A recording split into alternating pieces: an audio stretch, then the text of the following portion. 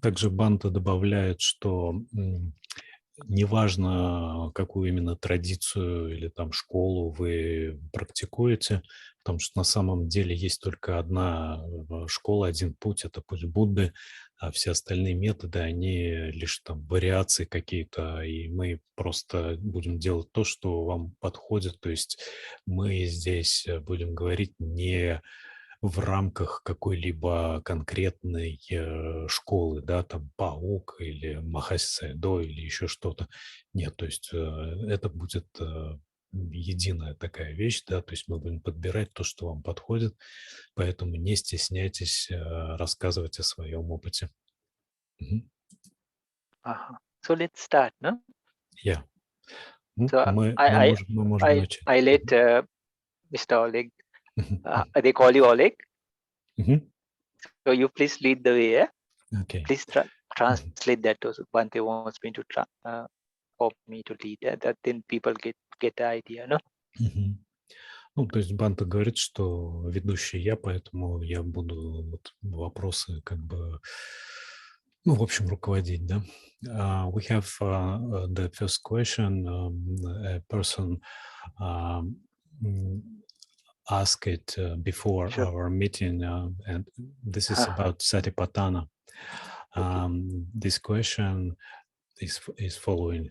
Could you please tell me whether it is right at the fourth level of Satipatthana to strive to observe Bhavanga or to explore the perception of the time passage?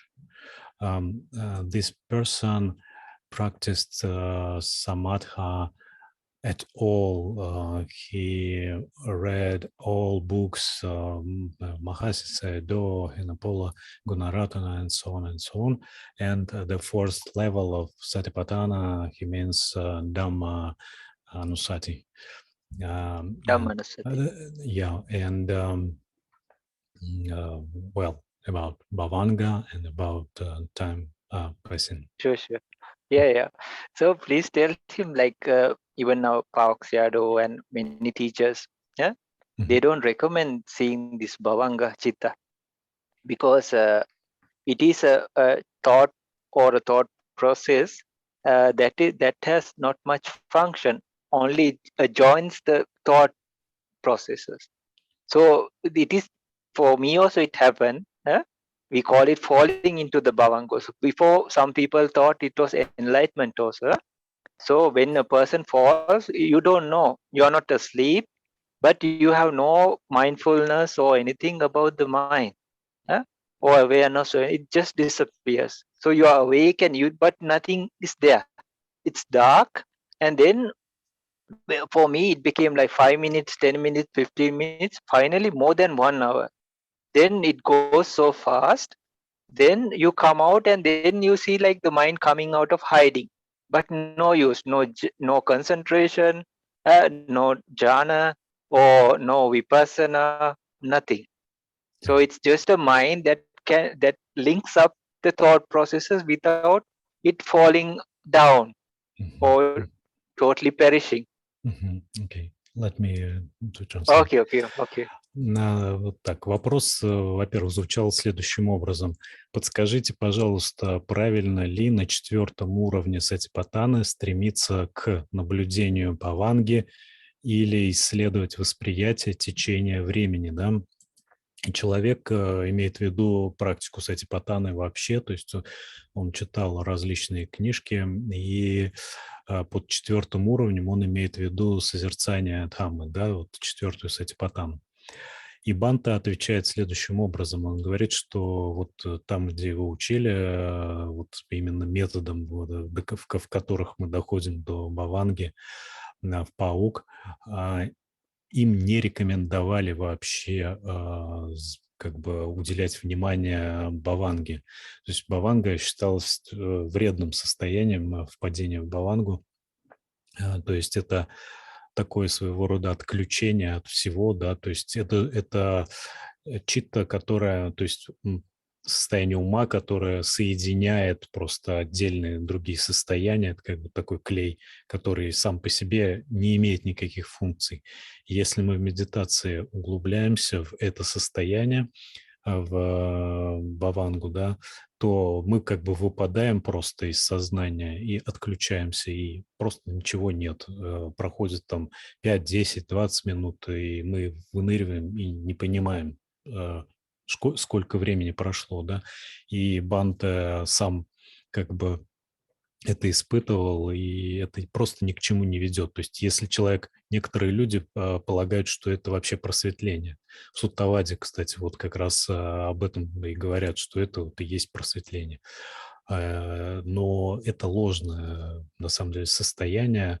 Мы просто теряем время в нем, да, и, по сути, тупеем постепенно. То есть на бхаванге уделять время не стоит, не следует. I would like to notice that in Suttavada, where I was in before I met you, they consider Bhavanga state as Nirodha. Yeah, And yeah, because it's a very numb yeah. and very dull stage. Not many activities there. Mm-hmm, mm-hmm. Some people mistake it as nibbana. Mm-hmm. Yeah. Okay. And what about the time person, observing the time, the person, the process, how time is going on, is passing, and so on. So sorry, yeah, like in Chittanupassana, we can get to know these mind factors and associate him, Chitta, Chetasika, both. So we practice them and then we witness them practically. So it doesn't have to go right up to Dhammanupassana. So in later Vipassana stages also like form, feeling, perception, then mental phenomena and consciousness. So anything that is not for material or sensations or perceptions or consciousness, it's put into Dhammanupassana. So way before this Dhammanupassana through Chittanupassana, or like when we are collecting the ingredients for Vipassana, there is a Rupa Parikkaha, Nama Parikkaha. Like we discern the materiality, we discern the mentality. You mean we should firstly to get to jhanas and then we practice, or we go at once just No. from the beginning to. Sorry. To regarding his question, like in Dhammanu, before even Dhammanupassana. Okay, let's make it clear. Before Dhammanupassana, there's Chittanupassana. Or like usually Dhammanupassana, it comes to higher and higher Vipassana stages also. Yeah, let's forget about this four. So in Chittanupassana, or when we are discerning Nama or mind, a person can get to know these Bhavanga stages also, because each mind moment and then or a string of moments, Chitta Viti, we have to discern those things. So then, for example, if you take the Ido, this is five sense to no mental process. So you can discern this, but it falls into Bhavanga one time and then goes to the mind stream of the heart. So one has to discern this and even discern the mental factors in the Bhavanga Chitta.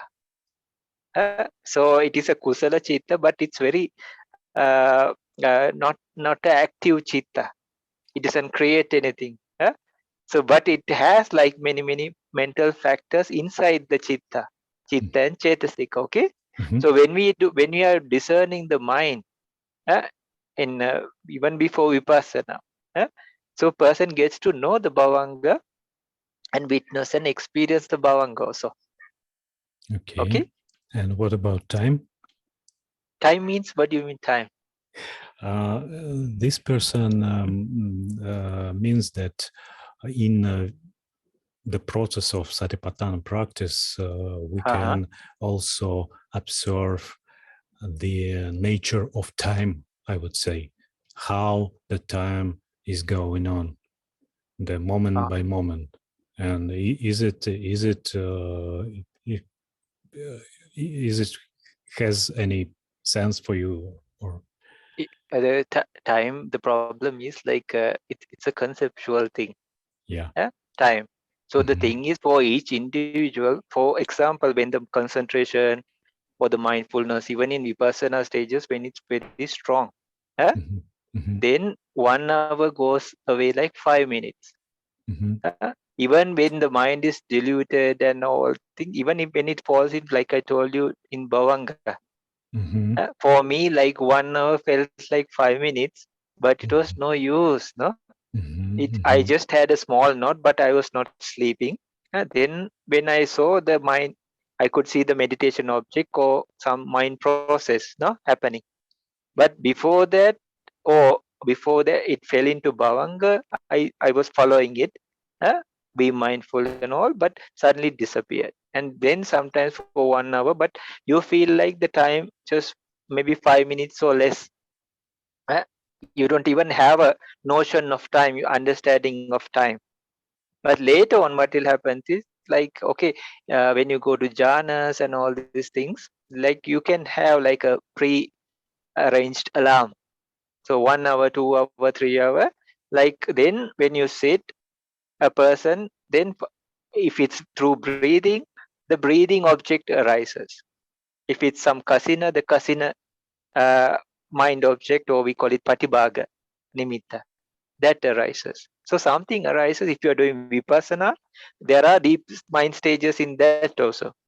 So what happens is like any object or thing, or if you are focusing on the rupa or the nama, that object arises. Then you know, especially, okay, now it's the time. Especially in the jhanas, you can see this very clearly. Yeah? Okay. So please tell it's just a conceptual thing, but each person has his different way of experiencing it.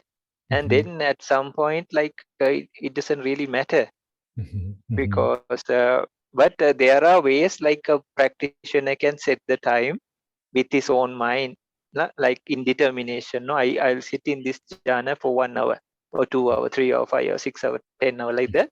Then he's totally or she is totally in the jhana, and at the end of it, either breath or the meditation object they were practicing will appear.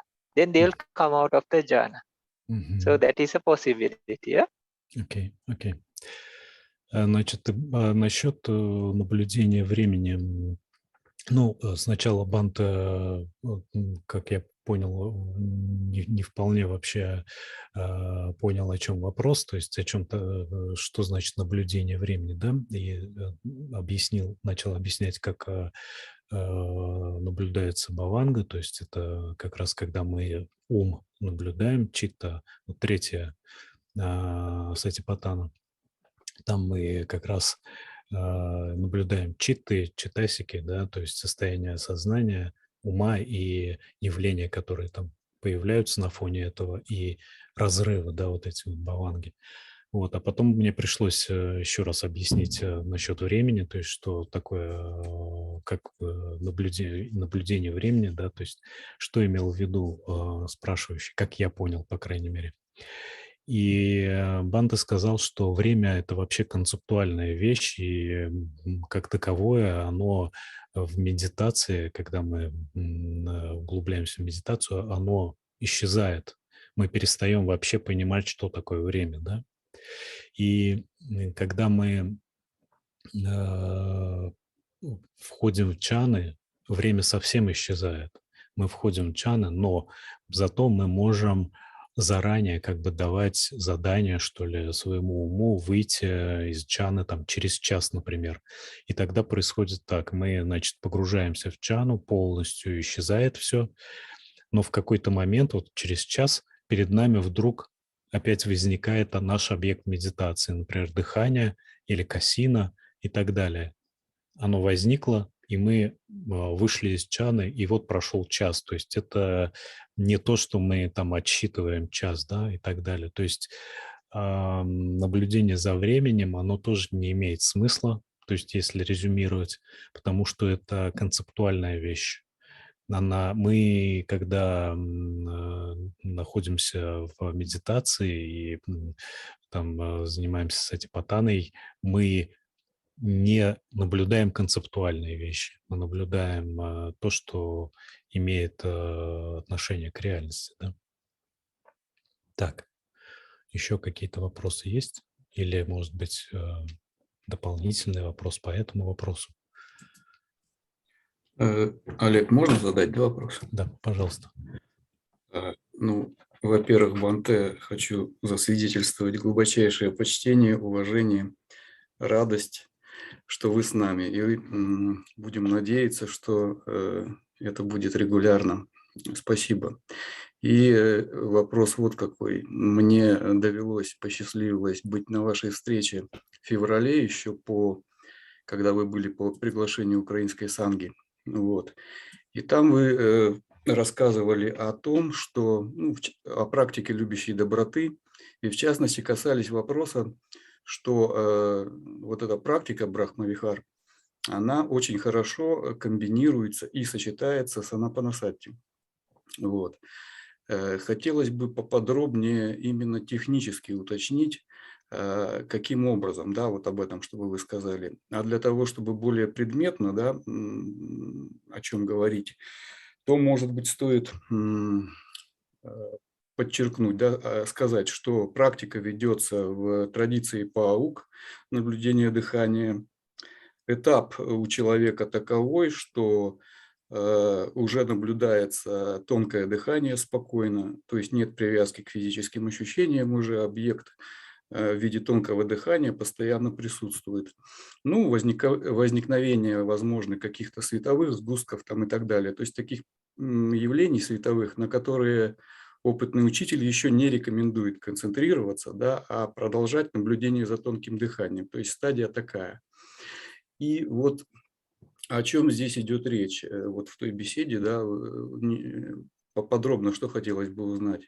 Речь идет именно о вот этом вот настрое, да, предварительном, который мы делаем, да, возгреваем вот эту вот сердечную радость. Ну, говоря, да, Олег, вы меня понимаете, разные традиции, да, вот это же все об одном идет речь, когда Исихазм. когда мы говорим о сердце, о сердечной молитве, о сердечном чувстве, о вот этой тихой радости, теплоте душевной, да, вот этой, которая так или иначе физически, она у нас вот в районе вот здесь, и мы ее понимаем. В Абидаме четко говорится там, да, в крови, в сердце, но так или иначе речь идет вот об этом месте. И все традиции, так или иначе практикующие какую-то концентрацию, они приходят вот к этому месту и с того или иного бока говорят об этом. И вот это чувство, которое знакомо любому человеку, да, вот этой радости, тихой умиротворения, покоя, и оно как-то так или иначе здесь, да. И из этой радости мы все знаем, да, что и молитва лучше идет, и практика любая, и работа, и так далее, и общение. То есть вот об этом именно речь, предварительный настрой тут. Или, может быть, Бханте посоветует, когда уже идет вот непосредственно анапанасати по паук саяда, да, тонкое дыхание, мы наблюдаем, концентрируемся. У нас задача максимально без отвлечений наблюдать дыхание. То есть это задача, да. Может Прошу быть, уже прощения, там, то есть кончик носа, да, ну, то есть ну, в дальнейшем это уже тело дыхания, так называемое. То есть мы отвязываемся от физических ощущений, наблюдаем тонкое дыхание, так называемое. Так меня учит Бханте Саранасила. То есть тонкое дыхание, отвязываемся от физических ощущений, чтобы у нас не было головных болей. То есть проблема боли и всего физических ощущений именно из-за того, что мы продолжаем чувствовать физическое, а мы должны переключиться на вот сюда, то есть у нас это перемещается сюда. То есть Все тонкое понятно. дыхание, так называемое. То есть мы уже отвязались от физических, наблюдаем. Вот. И в этот момент, по идее, мы должны вот здесь концентрироваться максимально хорошо. Но вот если, может быть, можно как-то, так скажем, периферийным вниманием, да, часть внимания убрать отсюда, чтобы подключить любящую доброту? Ну, может быть, ну, вот это вот, да, сердечное возгреть чувство, может быть, как-то продышать туда до сердца, может быть, вспомнить о сердце, может быть, представить образ уважаемого человека или учителя, да, то есть вот непосредственно из этого состояния как-то так вот подключить это дело, да. Ну, вот технический момент, вот что Бханте Понял, посоветует? Мгм. понял, хорошо. Bhante, the question is about Metta, Bhavana, and Anapanasati, and how to combine these two practices, how to include Metta, Bhavana into the Anapanasati. Maybe this person is practicing Anapanasati as a basic practice, and his stage is the subtle breathing. That is,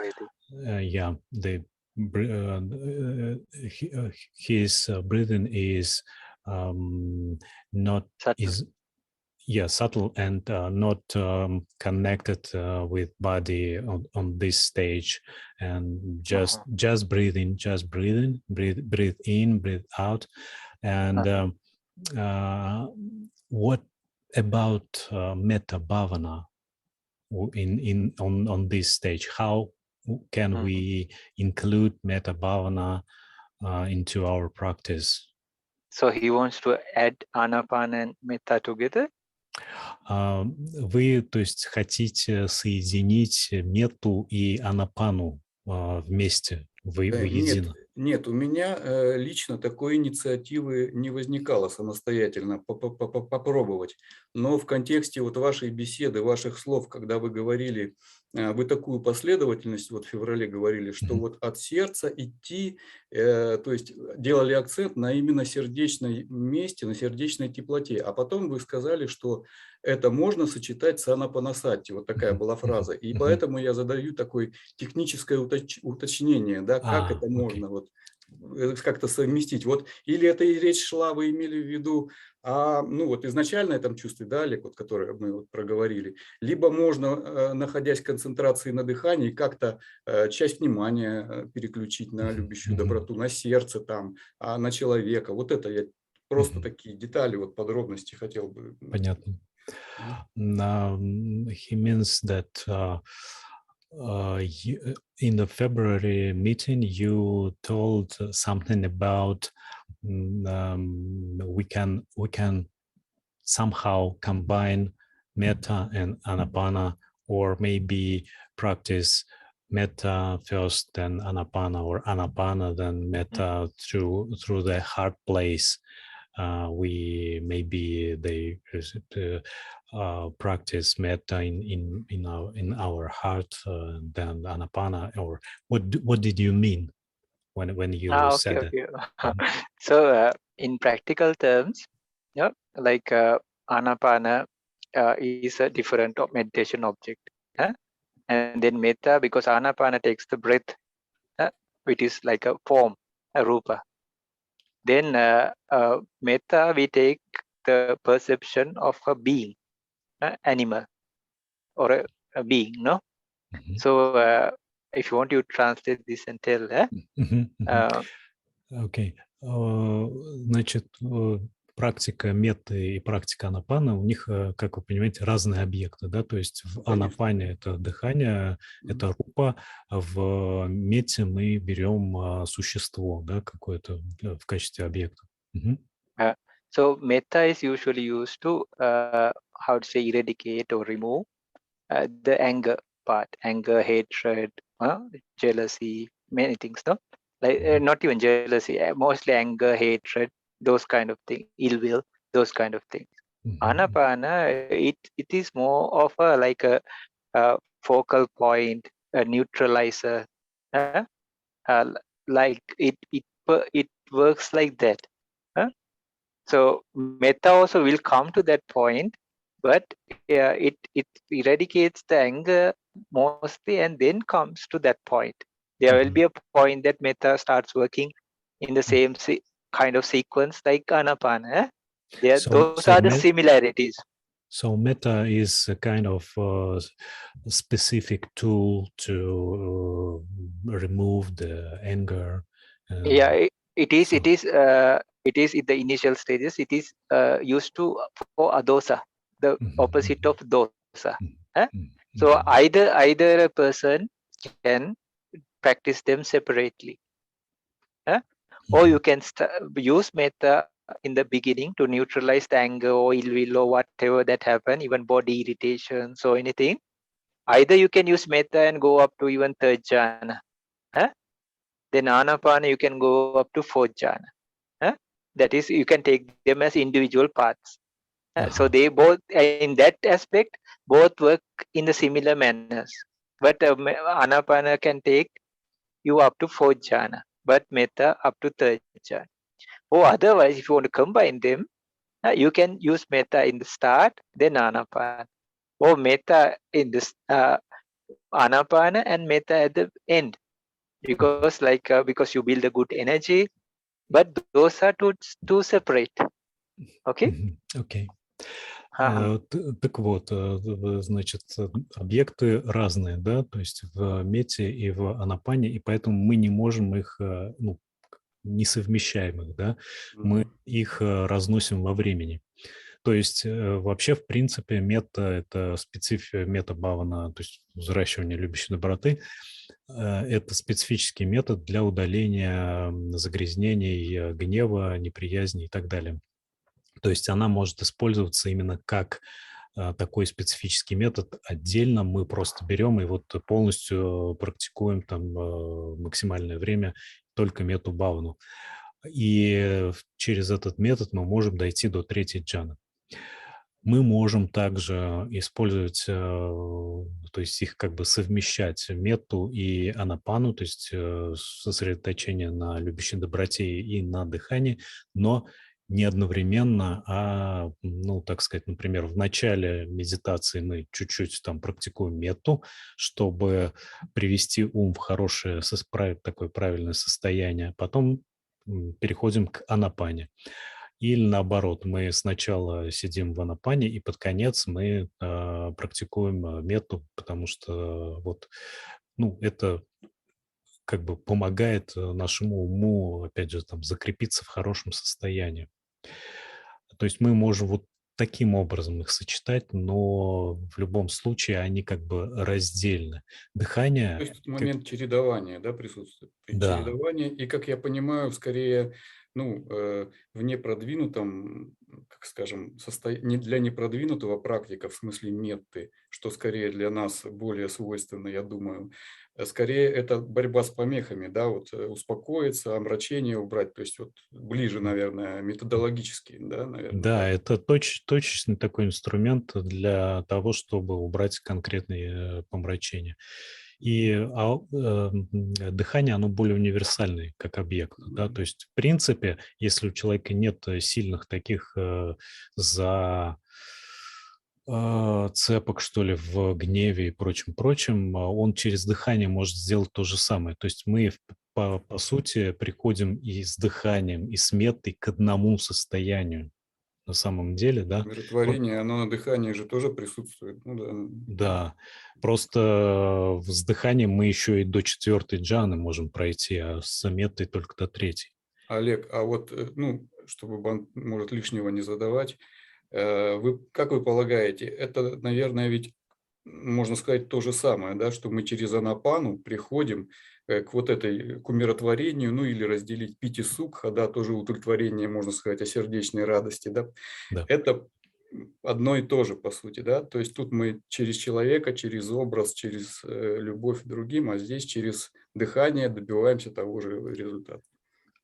Происходит что? Происходит убирание помех и там, и там. Да. И в итоге мы приходим к одному и тому же состоянию. Вот и все. То Это есть, здорово, да, да. очень хороший ответ. Вот Спасибо. единственное, что насчет сердечного места, я бы вот лично тоже попробовал уточнить, то есть какова его роль. И мы в медитации на любящей доброте действительно ли уделяем внимание сердечному месту, и действительно ли мы потом через дыхание приходим к сердечному месту. Вот это вопрос. Мне кажется, индивидуально может быть. Может быть, Мгм. да. Bhante, what about the heart place? I mean, the physical heart or chest Uh-huh. and so on. When we practice the metta meditation, do we work with the heart place? And when we practice the Anapana method, do we come to the heart place as well or not? Yeah, surely. Like when we do metta, we come because these five sense, these are five sense doors, no, eye, ears, nose, tongue, door, and so in metta we totally take a image of somebody and then focus on that and start like that, no. Even ourselves we see through our heart base. So the five sense doors, they cannot do much things. But for breathing meditation, we use the body sense door here. Mhm. We use the body sense door, but quickly, like because here you cannot identify if the breath, if it's the breath even, because body sense only feels earth element, uh, heat element, uh, or wind element. So any of those you can feel from here. So to identify if it was the wind or if it was the earth, if it was the heat, that was you need here. Likewise, if the breath is short, breath is long, this is the nostrils, this is going in, this is going out, everything happens from the heart. So every chitta viti in the five sense door, it quickly, there's a bhavanga chitta and then there's a process in the heart. It happens very fast. So here, the five sense doors, very little happens. Even the five sense doors, chitta vitis or mental processors or those lineups, many of that those also actually in here body consciousness only arises. Only body consciousness, which is just one part of one chitta viti. The javana chitta and everything happens in the heart base.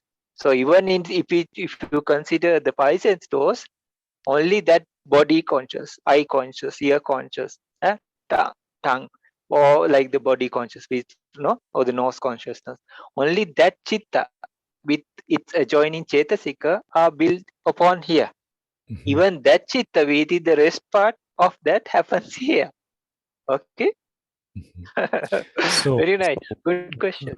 when we practice the Anapana, we in this way finally come into the heart door, right? Exactly.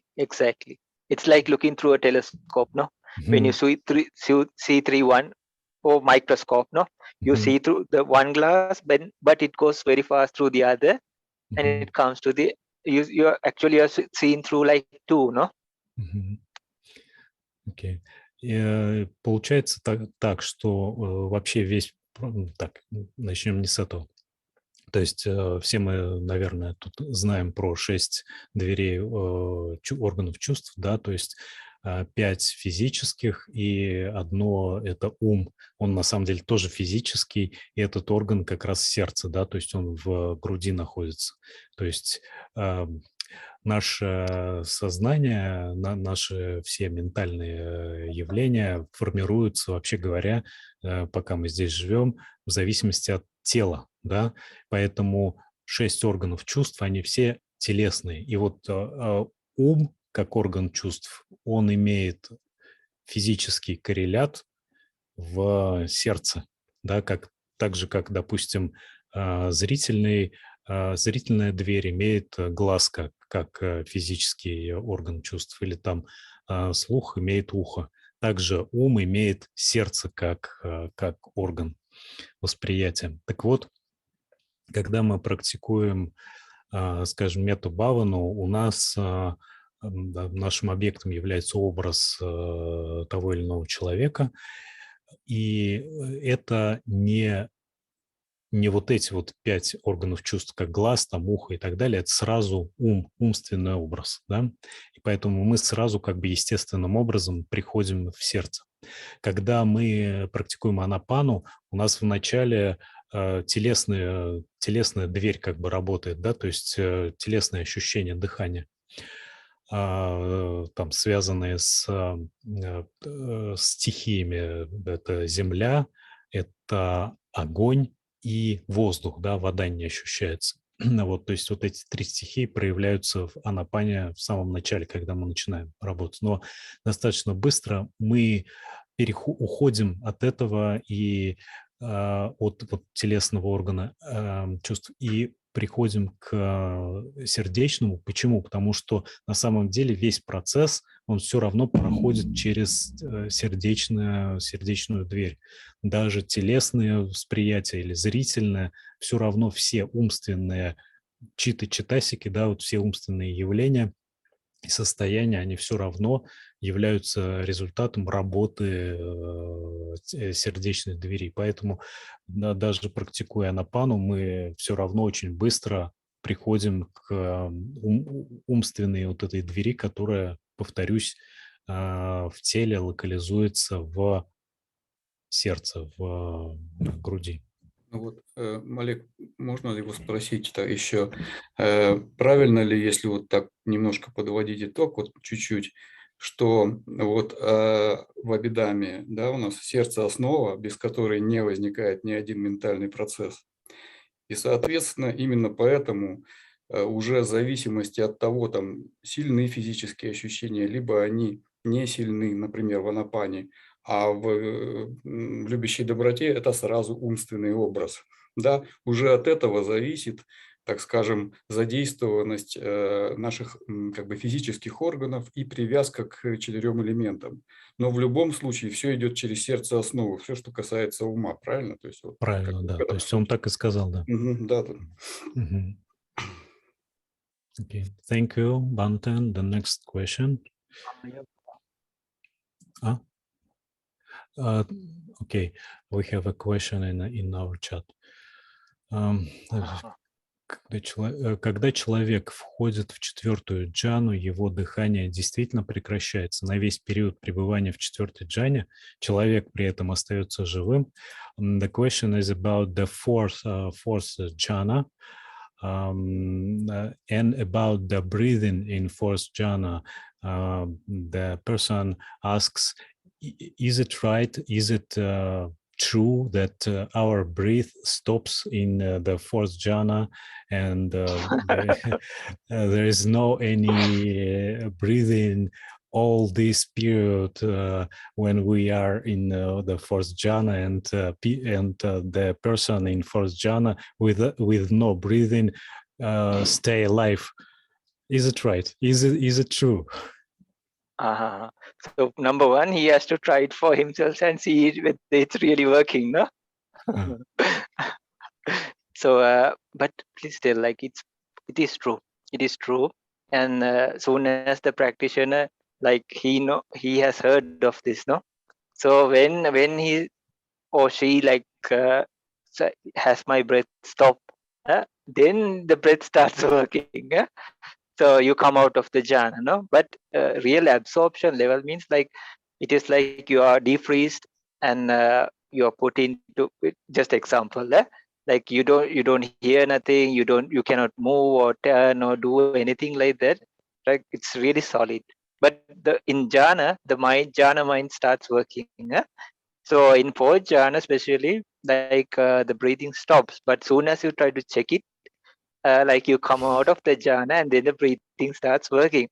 So this is not a big thing because for arahanta, with one breath, they can stay for 7 days. So with one breath, if there's very little wear and tear, a person definitely can stay for 1 hour. Even if you hold the breath for some time, we can live, no, for 15 minutes or some time, no. This is without meditation or anything. Even if you are afraid, that burns up the oxygen and everything. But jhana is a much powerful and very still stage. So and we are in a still posture, so no. So the wear and tear is very less. So they made an experiment to close their nostrils or what? In the jhana, you mean? Yeah. No, like the breathing actually stops for the practitioner. It actually stops, but because you have heard this and all this, you want to check whether it's true, no? Mm-hmm. So, but you understand that it had really stopped because you go to the deep, like subtle breath. Then in some stage, then you feel, but still it's working because the thoughts are working, no? But in the fourth jhana, it becomes more subtle and first jhana, second jhana, third jhana, fourth jhana, and then the mind becomes more and more. It's like upekka ekagata, no? So the mind is very subtle. So actually, the breath stops.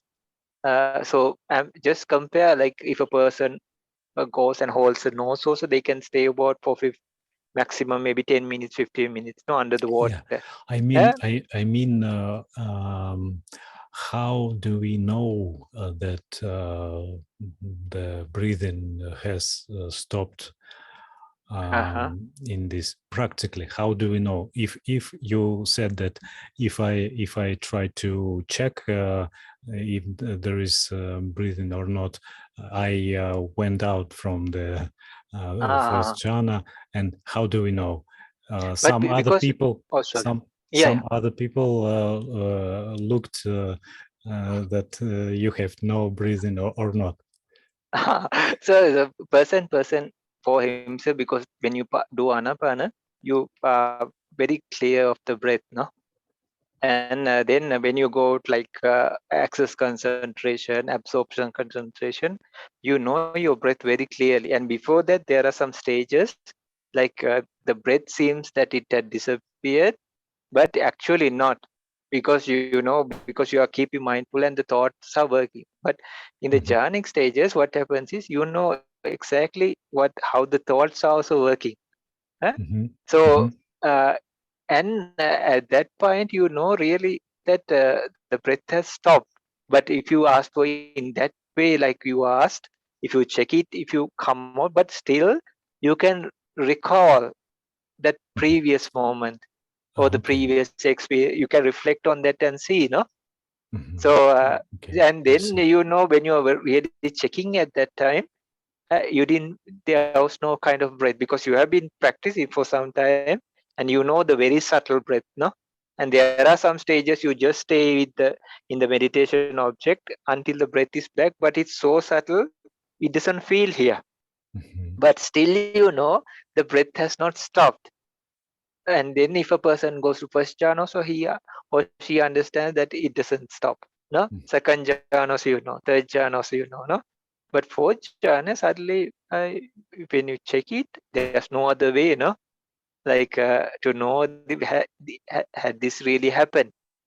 So the only way when you check it, then you can recall the past experience. It is not you don't imagine these things or anything, and you know you are in the fourth jhana, right? Okay, I see. So Окей. Значит, во-первых, дыхание действительно прекращается, но в этом нет ничего такого особенного, потому что арахант вообще может как бы один раз вдохнуть и 7 дней прожить на этом одном вдохе, да?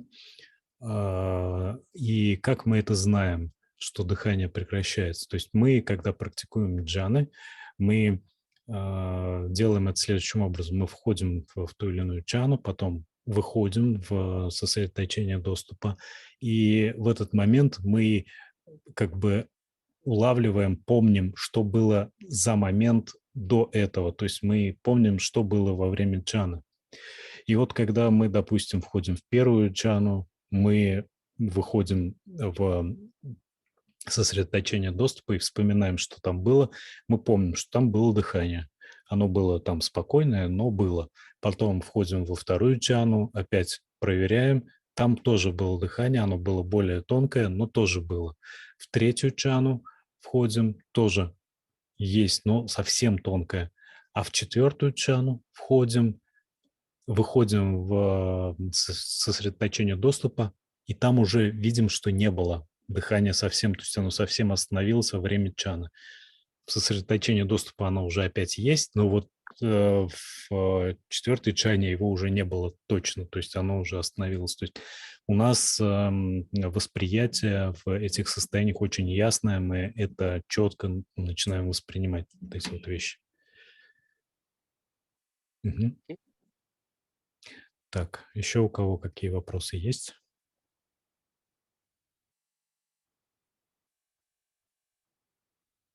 Please tell them like they can ask anything, no problem, and don't think like it's a very small question or anything. Like we are asking because we don't know, right? Or we want to discuss, no? Or make it clarify. So it doesn't matter. It doesn't have to be a very intellectual question or anything like that. Maybe what is really what you want to ask, no? And it doesn't matter what the other people think or anything like that. И Бханте говорит, что, пожалуйста, вы можете задавать вообще любые вопросы, даже самые, казалось бы, там дилетантские, которые вы думаете, что это как бы ну, неудобно задавать такие какие-то глупые вопросы, как вам кажется, да, но глупых вопросов для нас нет, так что задавайте все те вопросы, которые вот у вас есть на душе, так сказать, но вы боялись спросить раньше. Можно? Да, пожалуйста. Олег, спросите, пожалуйста, вот что.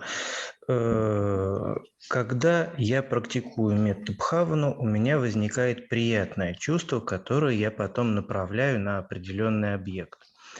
Когда я практикую анапанасати... Прошу прощения. Так, возникает приятное чувство, и вы направляете его на какой объект? На человека, который... Человек, да. Ага. Когда я практикую анапанасати, и дыхание становится тоньше, чем обычно, скажем так, тоже появляется некое приятное чувство. Вопрос вот в чем. Это то же самое состояние, то есть это получается, что метта бхавана отличается от анапанасати вот в этом моменте только тем, что я, получается, направляю пити на определенный объект, на определенного человека, или я что-то не понимаю. Ага, окей. Благодарю. Bhante, the question is about anapanasati and metta bhavana again, but another aspect of it.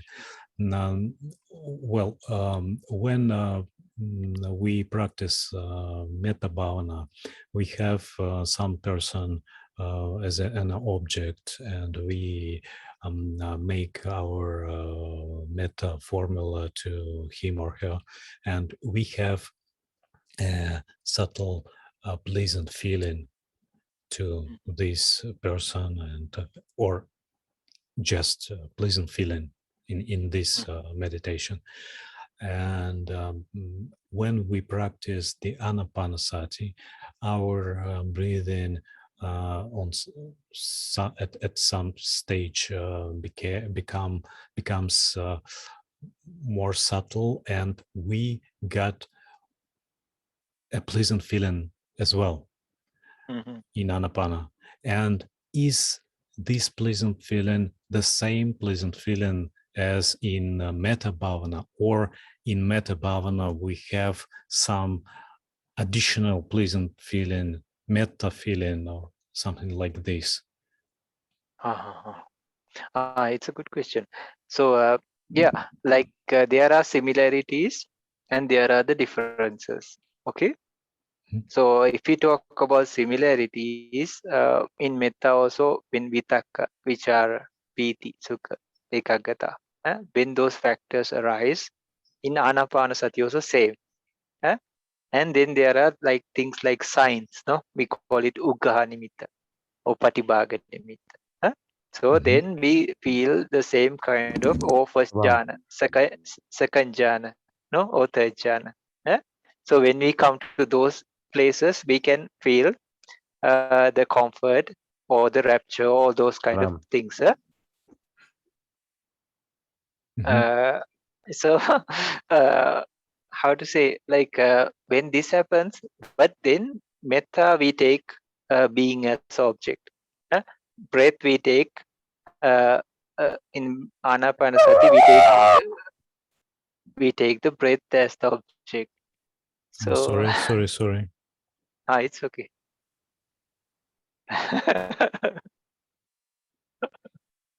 Okay. I'm sorry. I think maybe it's a kind of aggressors.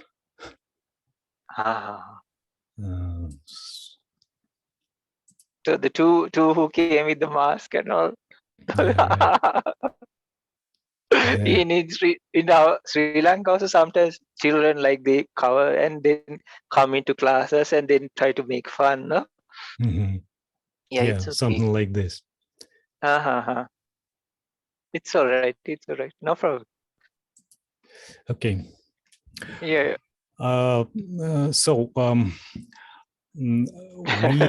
We were talking about the similarities, Metta right? similarities.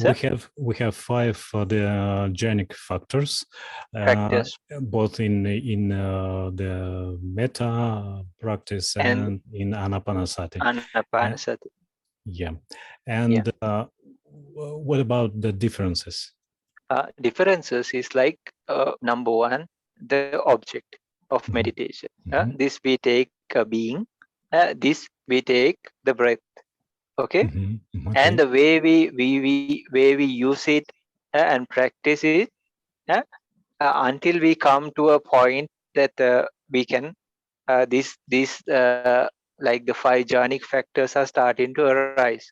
There are the differences. Even the signs that show, they also have, so you can know this is Anapana first jhana, or this is Anapana access concentration, or this is Anapana absorption. So these differences are there, but there are the similarities, and then there are some other things also. Then it's no difference. No, you practice Anapana and Metta, no. So Metta is like the opposite of anger.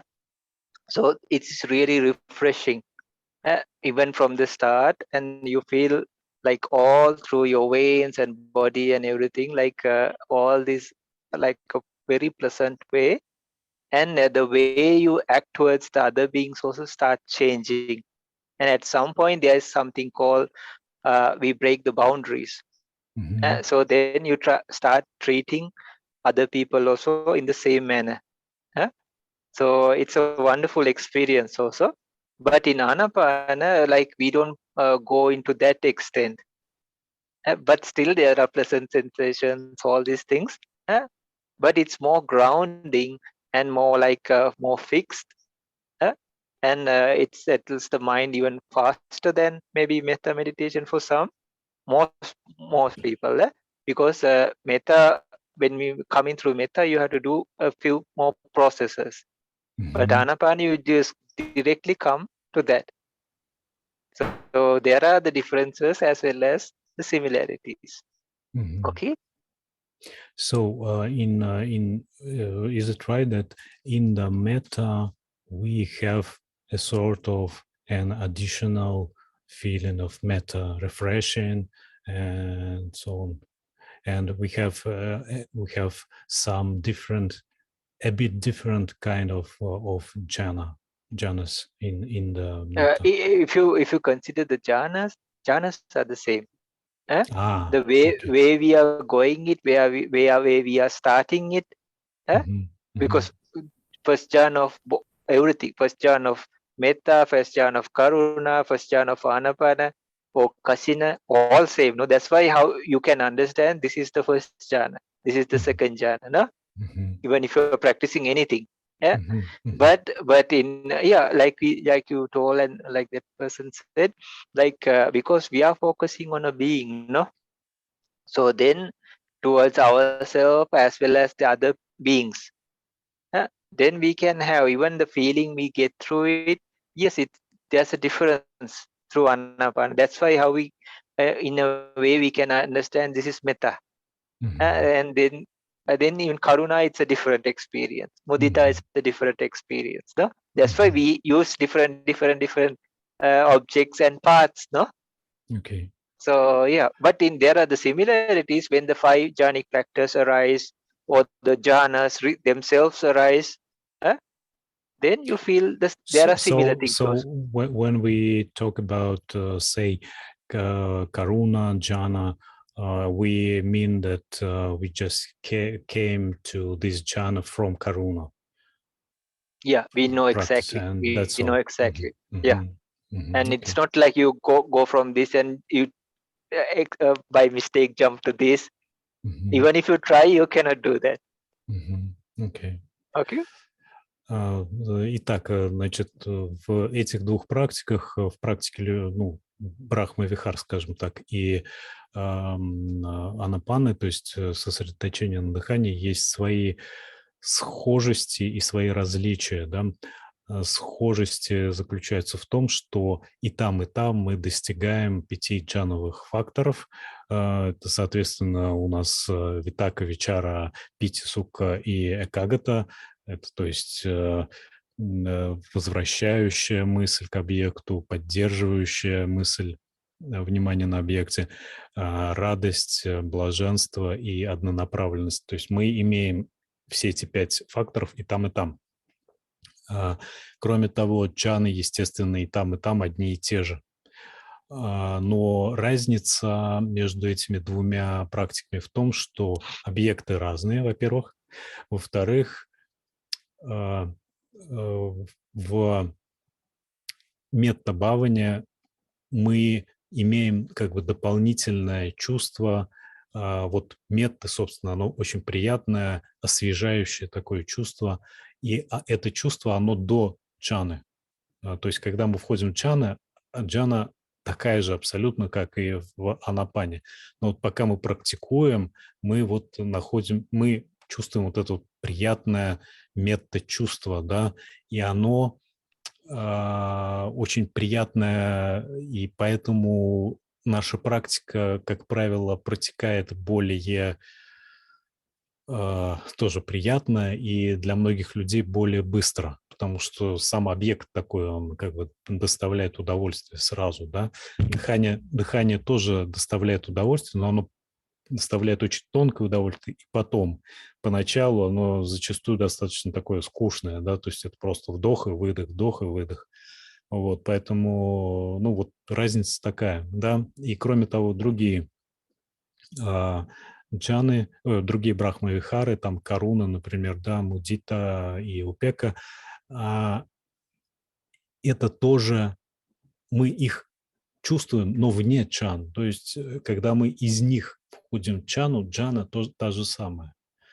Вот, то есть разница вот такая. Так, еще вопросы? Так. А можно еще, может быть, Да, простой да. вопрос? Но приходится слышать разные мнения на этот вроде бы простой вопрос. Речь идет вопрос о позах для медитации, да, как известно, они могут быть у нас там сидячая, лежачая, стоя, вот сидя. И в основном ну, общее правило мы все знаем, да, что поза должна быть и удобной, и в то же время не так, чтобы мы засыпали. Да, алертное состояние ума и тела удобное. Но приходится слышать такие мнения, что, например, сидячая поза, она в любом случае более продуктивная для концентрации, ну, по крайней мере, на начальном этапе, да. А также есть мнение, что не важно, просто, ну, то есть лежачая поза, например, она абсолютно так же продуктивна, как и сидячая. Вот что Бханте думает по этому поводу, вот его точка зрения. Okay. Bhante, the question is about the postures in meditation. There are different, opinions or positions about this question, about which posture should we take in our meditation. Maybe the sitting position is more productive in meditation or not, or maybe the lying position is the equally efficient in meditation as sitting, or not, or maybe the classic the straight position is the best for meditation. What do you think about it? Please tell like the specific posture, no? Like it's like a cobra coiled up. They give this example. So when a cobra, just example, like when the cobra is coiled up, it can face anything, no? It has its maximum strength. But when it's stretched out, even a dog or a crow or bird can come and pick on it, no? Because it's long and it's weak. So likewise, a human being, when they are in kind of asana, that's why they have been, not only in Buddhism, no, many traditions, they've been using this. So that is the highest or the most strongest place, all the energy, physical and mental and chakras and everything, all gather and give the vital organs all the important energies, or the blood or anything like the oxygens or everything. And then the person, it's at his maximum strength. So if it's a asana, like go for the highest one possible. If you can do Padmasana, go for that. If you can do Vajrasana, go for that. If you can do Sukhasana, go for that. If you can just sit like, so you, if you want, you please translate this first. Okay? Okay. Значит, Банда говорит следующее, что у них приводят такую аналогию с коброй, да, что вот когда кобра как бы свернута в колечко и вот так вертикально стоит, то она полностью готова ко всем нападениям и готова там прыгнуть и так далее. Но когда она лежит на полу на земле, вытянутая, то любое существо, там собака или кто-то там ее может там схватить и, так сказать, завладеть ей. И точно так же с позой человека, то есть если человек использует асану, такую правильную сидячую, то у него вот вся вот эта физическая и умственная энергия как бы естественным образом собирается в такое оптимальное состояние. И если вы можете сидеть в лотосе, сидите в лотосе. То есть принимайте ту позу, самую лучшую, которую можете принять. Да? То есть если лотос можете сидеть в лотосе, сидите в лотосе. Если в полулотосе, сидите в полулотосе. В сука-асане, пусть в сука-асане тогда сидите. То есть берите самое лучшее, что вы можете. И это будет помогать и в медитации тоже, вот именно просто сугубо на техническом уровне даже.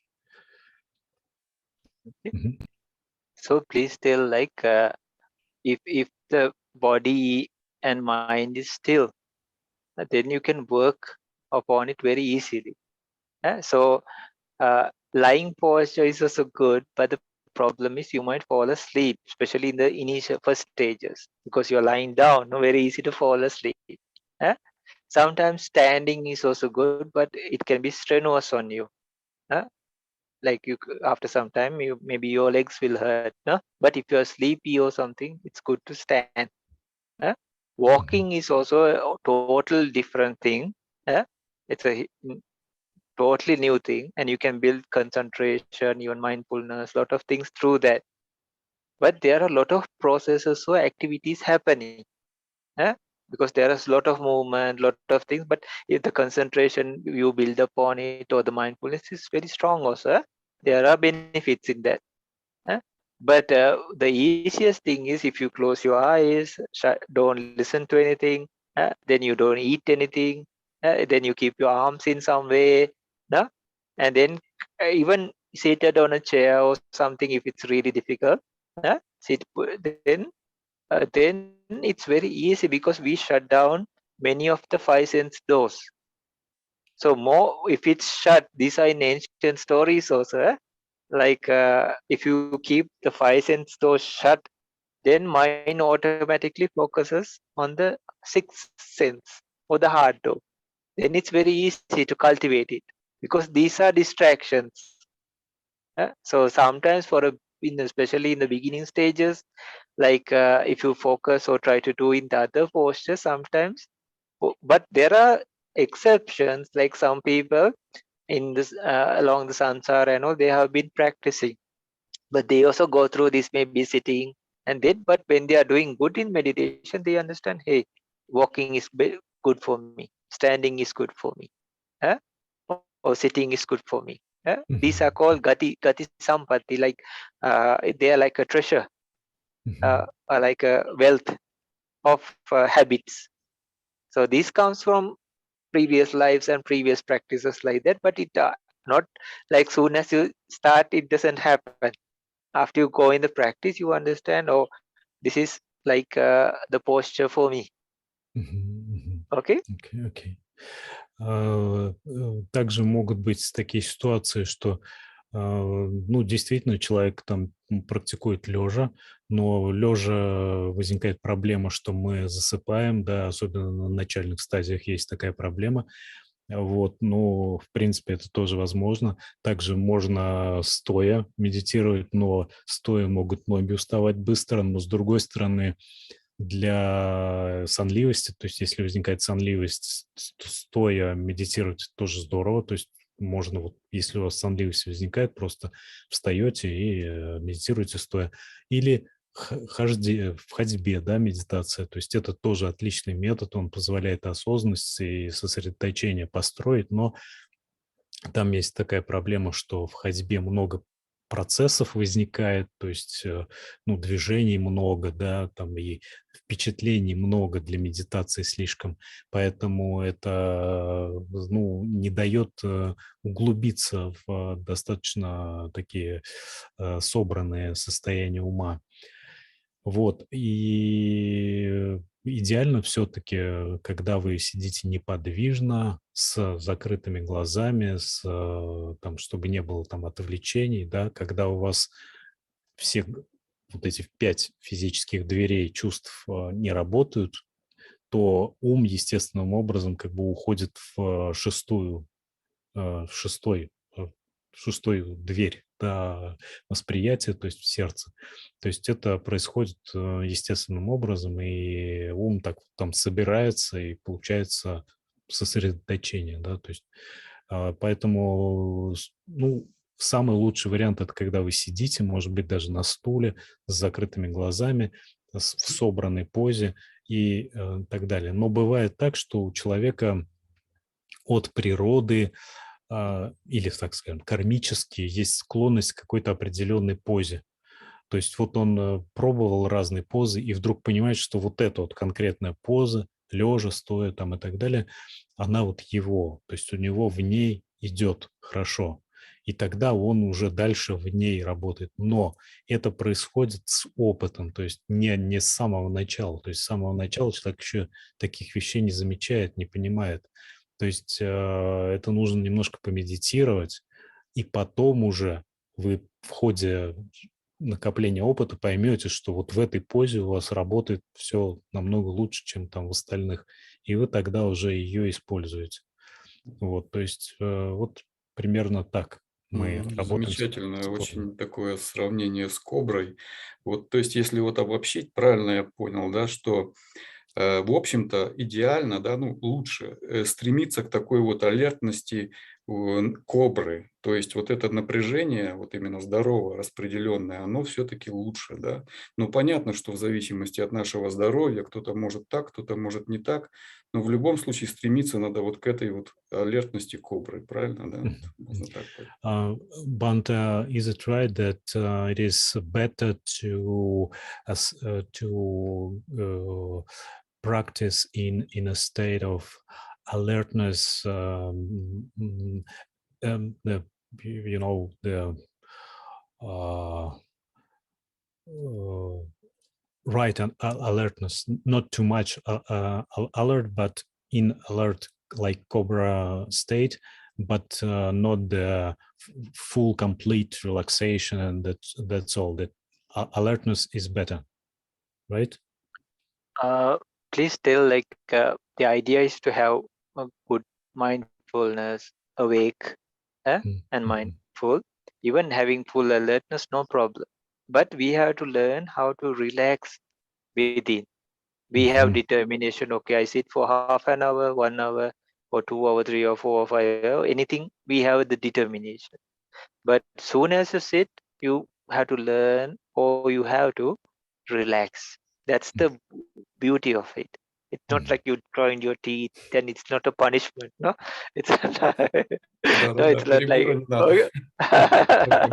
So okay, so then you relax and then you stay. Then with that relax, like you're taking a child or a baby, and you treat the mind with kindness, and then you focus on the meditation object. But there are some times when you have to be strong. No, when you have to be tough, like that, because if your mind is starting to play games with you, then you increase virya or increase determination or effort. You find the balance, no?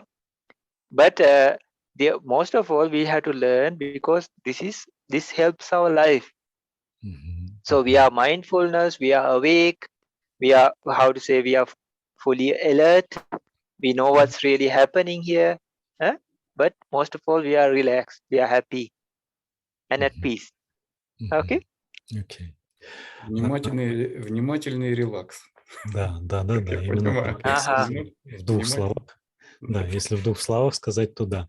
То есть я для остальных тоже переведу, что здесь необходим баланс. То есть мы не должны напрягаться, мы должны быть внимательны, алертны, но при этом мы должны в этом расслабляться, полностью расслабляться.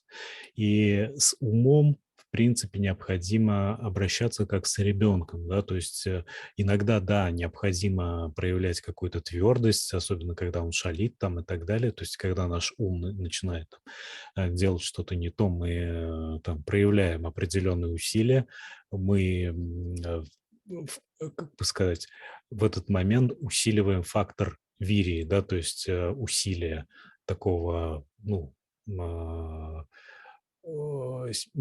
сказать, силовой такой фактор чуть-чуть. Вот. Но в целом мы идем к расслабленному, счастливому состоянию медитации, при этом не теряя осознанности. Вот это вот у нас как бы основная линия практики. Да? Медитация не должна быть наказанием. Она не должна для нас становиться какой-то такой тяжелой работой, наказанием и так далее. Okay. We have some questions in our chat. Sure. Так, совет по совмещению. Можно вопрос? Прошу прощения, я сейчас... Это я... Нет, да. так там не вопрос, там тезисы для меня, чтобы я удобно было говорить. Так, пожалуйста. Чтобы я не забыл. 3 вопроса. Один, я эти вопросы частично задавал Олегу Павлову, но сейчас они как бы вызрели более ярко.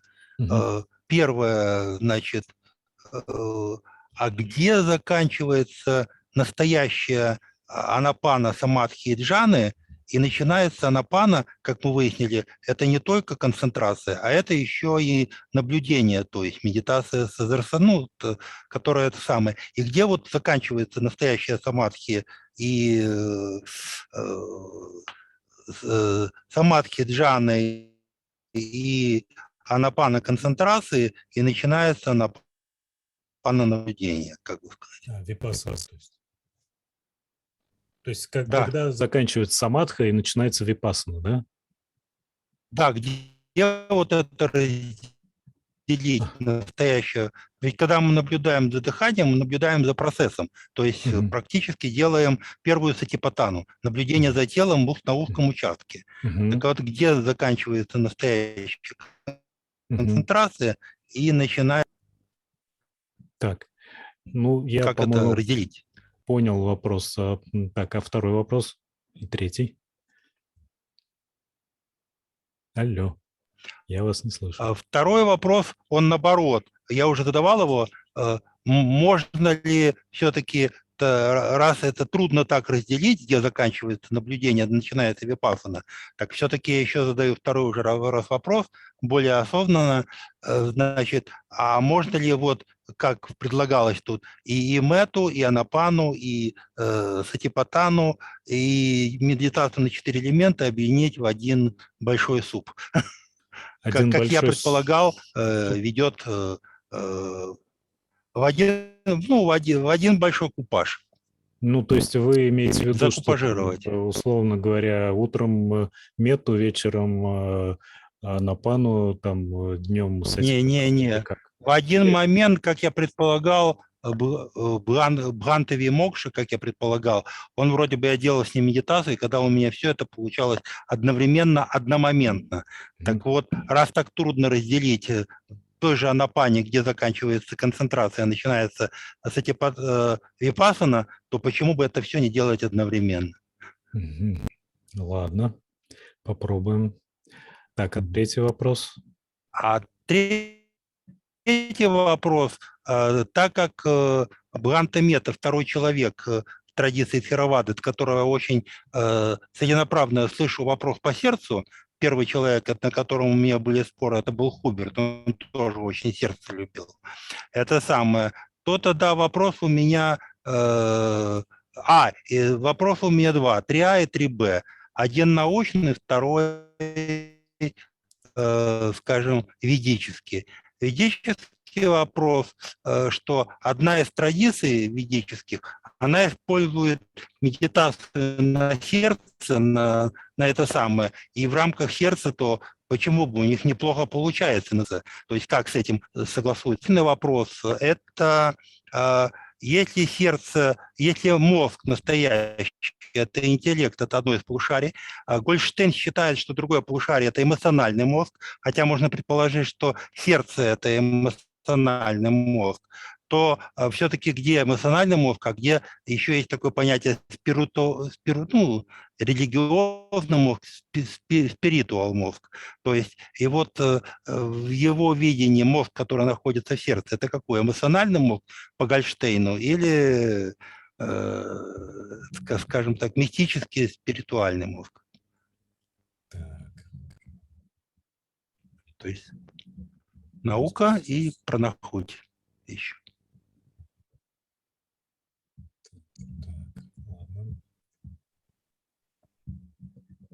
Окей, ладно, попробую сейчас задать такие вопросы. The first question is, when we practice the Anapana and jhanas, where the Vipassana practice starts. So when we practice the jhanas, it is samatha practices as far as we understand, and then we get to Vipassana, right? And at which moment do we get to Vipassana? Okay. So there are individual paths. Okay. Yeah. Individual for in which mean they are individual. Yeah. I'll tell you. Like okay. It's like there are lanes after lanes, or you can take one path that leads to Vipassana through Anapana. Or Anapana itself, there are, but actually it's adjoining with the other practices we are doing. Okay, so it's like one lane, but it has paths also in it. And but there's one way you can go, doing after some processes. So just to clarify that, to understand that, through the usual method is okay, like for Chitta Visuddhi, the pureness of the mind, Sila Visuddhi, Chitta Visuddhi, 7 stages of purification. We use Anapana especially and the other like 40 methods to stop the 5 hindrances. That's our idea. So like Buddha also said, like Sila, Samadhi, Panya. Mhm. So actually, Sila stops our verbal and physical actions, which are bad for us and the others. Hitting, scolding, no, harming, many things, stealing, no. So then what happens is, still if you even stop those things, inside there is a stir up. So this happens because of the five hindrances or the defilements. It happens. So at least for the start, you have to settle them down. So that's why we use anapana or anything. So since we are talking about anapana, like this is a stage for to stop the five hindrances. Okay. Okay. So in that stage, so in Anapanasati Sutta or Satipatthana Sutta, yeah, it is showed in the Anapana is showed as 16 ways, four uh, uh, how to say Kayanupassana, four for Vedananupassana, four Chittanupassana, four for Dhammanupassana. Eh? But the thing is, like when you practice this, okay, Kayanupassana, it's the long breath, the short breath, whole body breath, but there's the tranquilizing part. Number 4. These are associated with body and very similar to the samatha practice. Okay, but later, number 2, yeah, uh, Vedananupassana. Vedananupassana, we get to know the things, but we use the breath also. For the next 4, so we have to get to know what is the real Vedana or the sensation, or those mind processes. Even to go to the next 4, which is Chittanupassana. No? So Kayanupassana, Vedananupassana, Chittanupassana, Dhammanupassana, right? So in the usual manner, we practice Anapana, and if possible, we go to the jhana or at least get access concentration. Then if we want to power it up, we use a few more uh, samatha objects or concentration object if it's needed, or one can use this as a platform to stop the five hindrances. Then number 1, we select the ultimate realities like materiality and mentality, the ingredients for vipassana. Then after that we can start vipassana. Okay, but if you go in the other route, and vipassana, vipassana is a kind of fourth satipatthana. yeah, It's surely. Dhamma, yeah. Okay. Vipassana, and then not only that, the impermanence, unsatisfactoriness, and the non-self factors. They are also included in Dhammanupassana also. And there are many ways of seeing, many methods. And what we do is, the idea of vipassana is like seeing through it and seeing it differently. If we took the body as a person or me as a name or anything like that, no, male, female, or leg or bhante or anything, now we see in a different way, and it's a practical way. So definitely, whichever way you go, either you go through the Anapanasati Sutra method or go through the Vipassana, Samatha and Vipassana, but whichever way you go, you have to stop the five hindrances, then know what you are working with. Either it's materiality or mentality, and then you can associate the breath, if you like, as Anapanasati Sutra, or go purely into them and practice. Okay, so but you have to know what you're working with it. It's not superficial. You have to really experience it. I'm making a concrete here. Then I'm telling, I'm putting the sand, I'm putting the water, I'm mixing it all. But no, right? Then if I really have the sand, if I really have the cement, if I really have the rocks, if I really put and mix, okay, there's a concrete. Or at least I have the ingredients of concrete. No, cake also same, right? And is it possible to practice the vipassana right simultaneously with the practice of samatha? Sorry? Samatha and Vipassana simultaneously at the same time. Is it possible to practice? It is possible, but still you have to know what you are working with. Mm-hmm. But it's more difficult in the sense like you have to do two objects at the same time. Mm-hmm. So sometimes it's difficult to work with one also. So Mm-hmm. then there are many paths also, ways of reaching this also. But yeah, it's possible. It's possible to do like that. In the far stages of Vipassana also, we call it Yugananda. Yugananda means you work, there's a Samatha object also going, as well as a Vipassana object going parallel. Mm-hmm. So in the initial stages also it's possible. But whatever you are doing, this is not a superficial thing. So you have to know what you're working with. We call it the ultimate realities. Mm-hmm. So yeah, it's a good topic, and many questions can be asked through this. Mm-hmm. Mm-hmm. Okay, Okay. is it clear? Maybe I'm not sure.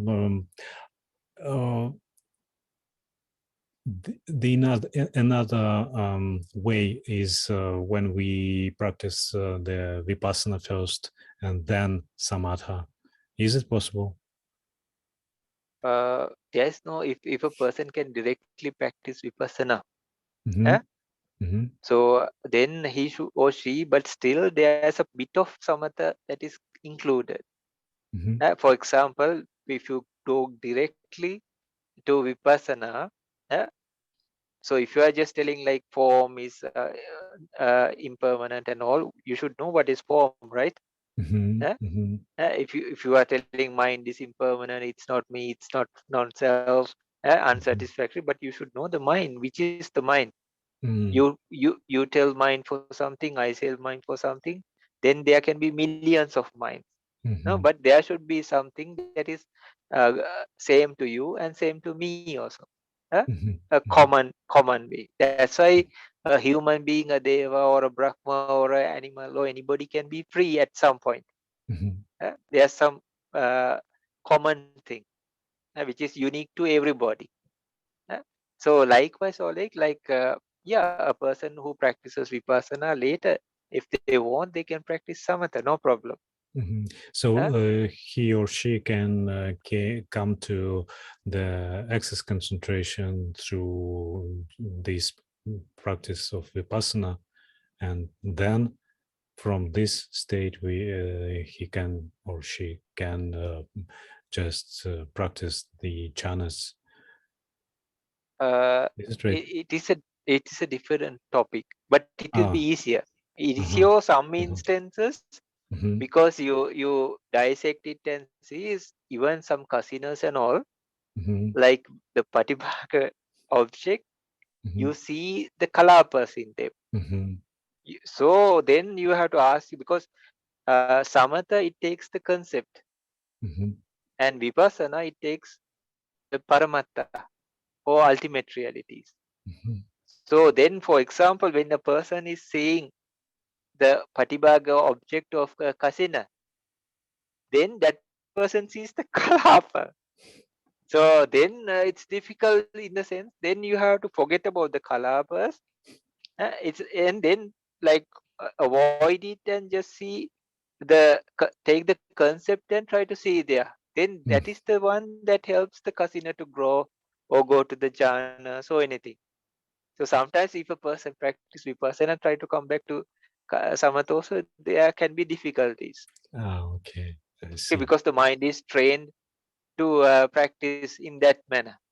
Uh-huh. But usually the support of samatha is helpful because our mind is not very strong.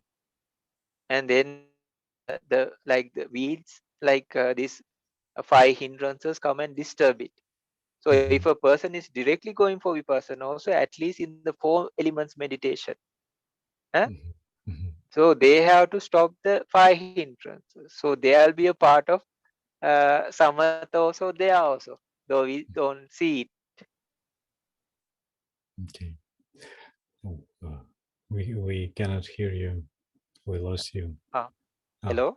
yeah. Aha. Yeah. So Now I hear even you. even if we are like going directly to vipassana, there will be a part like in 4 elements meditation, the person has to cultivate it in a way like he or she gets access concentration. So there's a part of samatha there also. Then after that, they can penetrate into the kalapas and then see the kalapas, witness them, experience them, the 28 rupas like that. But they have to build that concentration or the stopping the 5 hindrances through the practice of how to say the 4 elements meditation. So if a person starts from anapana or something and then builds a very strong energy and goes, it's like you're on a long journey and you carry your food and water and everything very well. Otherwise, if on the way you have to find and collect from the trees or the forest or anything, it's also possible, no? But maybe a bit more difficult. Yeah, right. But still possible. Okay. Okay. So, значит, ответ на ваш вопрос такой. Мы, когда практикуем вот классическим способом, ну, вернее так, есть несколько вариантов практики, да, и вот в практике с сосредоточением, когда мы идем через анапанасати, значит, мы практикуем очищение ума. Так, я вот сейчас попробую открыть практику, эту встречу. Она была закрыта от входа. Значит, мы практикуем следующим образом. У нас первая стадия в любом случае идет очищение поведения, то есть это речь и действия. Мы их исправляем с помощью предписаний. Далее у нас идет медитация, это очищение ума, то есть это очищение как бы корней вот, помраченного поведения, то есть это помехи, по сути, да, то есть медитация, все вот эти вот нехорошие, так сказать, мысленные действия, что ли, они выражаются в виде помех, и мы уже работаем с ними в медитации, то есть это уже стадия очищения ума. И мы приходим к сосредоточению, к джанам через практику анапаны, а дальше наступает стадия випассаны, когда речь уже не идет об анапане как таковой. То есть мы, собственно, сосредотачиваемся на аспектах учения, то есть ну там на самом деле есть очень много разных вариантов випассаны, то есть это познание природы реальности. Там 5 совокупностей, там калапы, то есть из чего состоит материя, из чего состоит ум, то есть мы вот это все как бы уже рассматриваем с помощью вот этого сосредоточенного ума. И вот в ходе практики анапаны мы одновременно, в общем, параллельно проходим через сатипатаны, да, то есть мы сначала наблюдаем телесные ощущения, это первая сатипатана, там наблюдаем ощущения, вторая сатипатана, там состояние ума, читы, третья сатипатана, чаны, то есть практика доходит до джан, и после этого мы переходим уже к випассане, это четвертая сатипатана. То есть, в общем-то, сатипатана здесь, собственно, имеет место. Есть варианты также, когда самадха, то есть вот успокоение ума, сосредоточение ума практикуется одновременно с випассаной, но Бханте говорит, что это труднее, потому что тут как бы получается два объекта. То есть вы одновременно наблюдаете за объектом и как бы одновременно наблюдаете, что он там, допустим, имеет 3 характеристики, что он там мимолетный, обладает страдательностью и неличностный. То есть это труднее параллельно практиковать. И есть еще вариант, когда сначала вы углубляетесь в випассану и начинаете наблюдать явления вот именно с позиции, ну вот там, например, 3 характеристик, там мимолетности, в страдательности и неличностности, углубляетесь в элементарные вот эти вот явления реальности, да, параматхи вот эти, то есть первичные реальности. И после этого вы можете перейти к джанам, но зачастую тут появляется трудность, потому что джаны — это как бы немножко противоположный процесс, противоположный випассане, потому что джаны, они как бы, вернее, в випассане вы наблюдаете калапы, и ум постоянно как бы от объекта к объекту идет и, как бы, можно сказать, разлагает объект на составляющие. А в практике чан вы, наоборот, должны соединить ум воедино, да. То есть это все равно, что вы как привыкли видеть отдельные листочки на деревьях, а тут вам надо весь лес увидеть разом, да, и единый. И у вас ум постоянно опять примагничивается к листочкам. И вот тут точно так же вы попытаетесь взять там какой-то объект для вхождения в джан, например, кассину, а у вас ум будет постоянно опять его разлагать на калапы. Вот, то есть это уже будет такая привычка к випассане. Ну, некоторая трудность может возникнуть здесь, но в принципе это тоже возможно. То есть сначала практиковать випассану, а потом переходить уже к джановым состояниям. Через випассану, практику випассаны все равно происходит очищение. То есть, ну, если мы практикуем випассану сначала, все равно происходит очищение ума, то есть от помех. Мы практикуем вот это осознавание, мы практикуем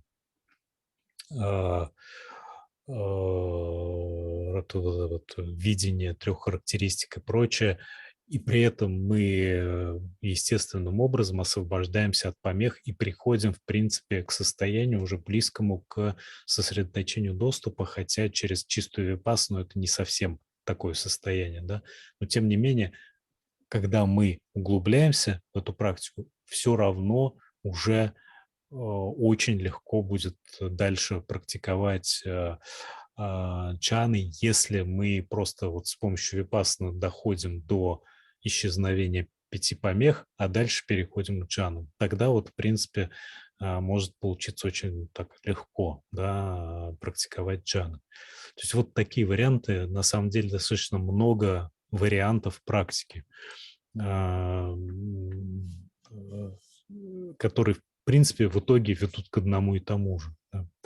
Вот. И что касается второго вашего вопроса, вот сочетание сатипатаны, метты, анапаны.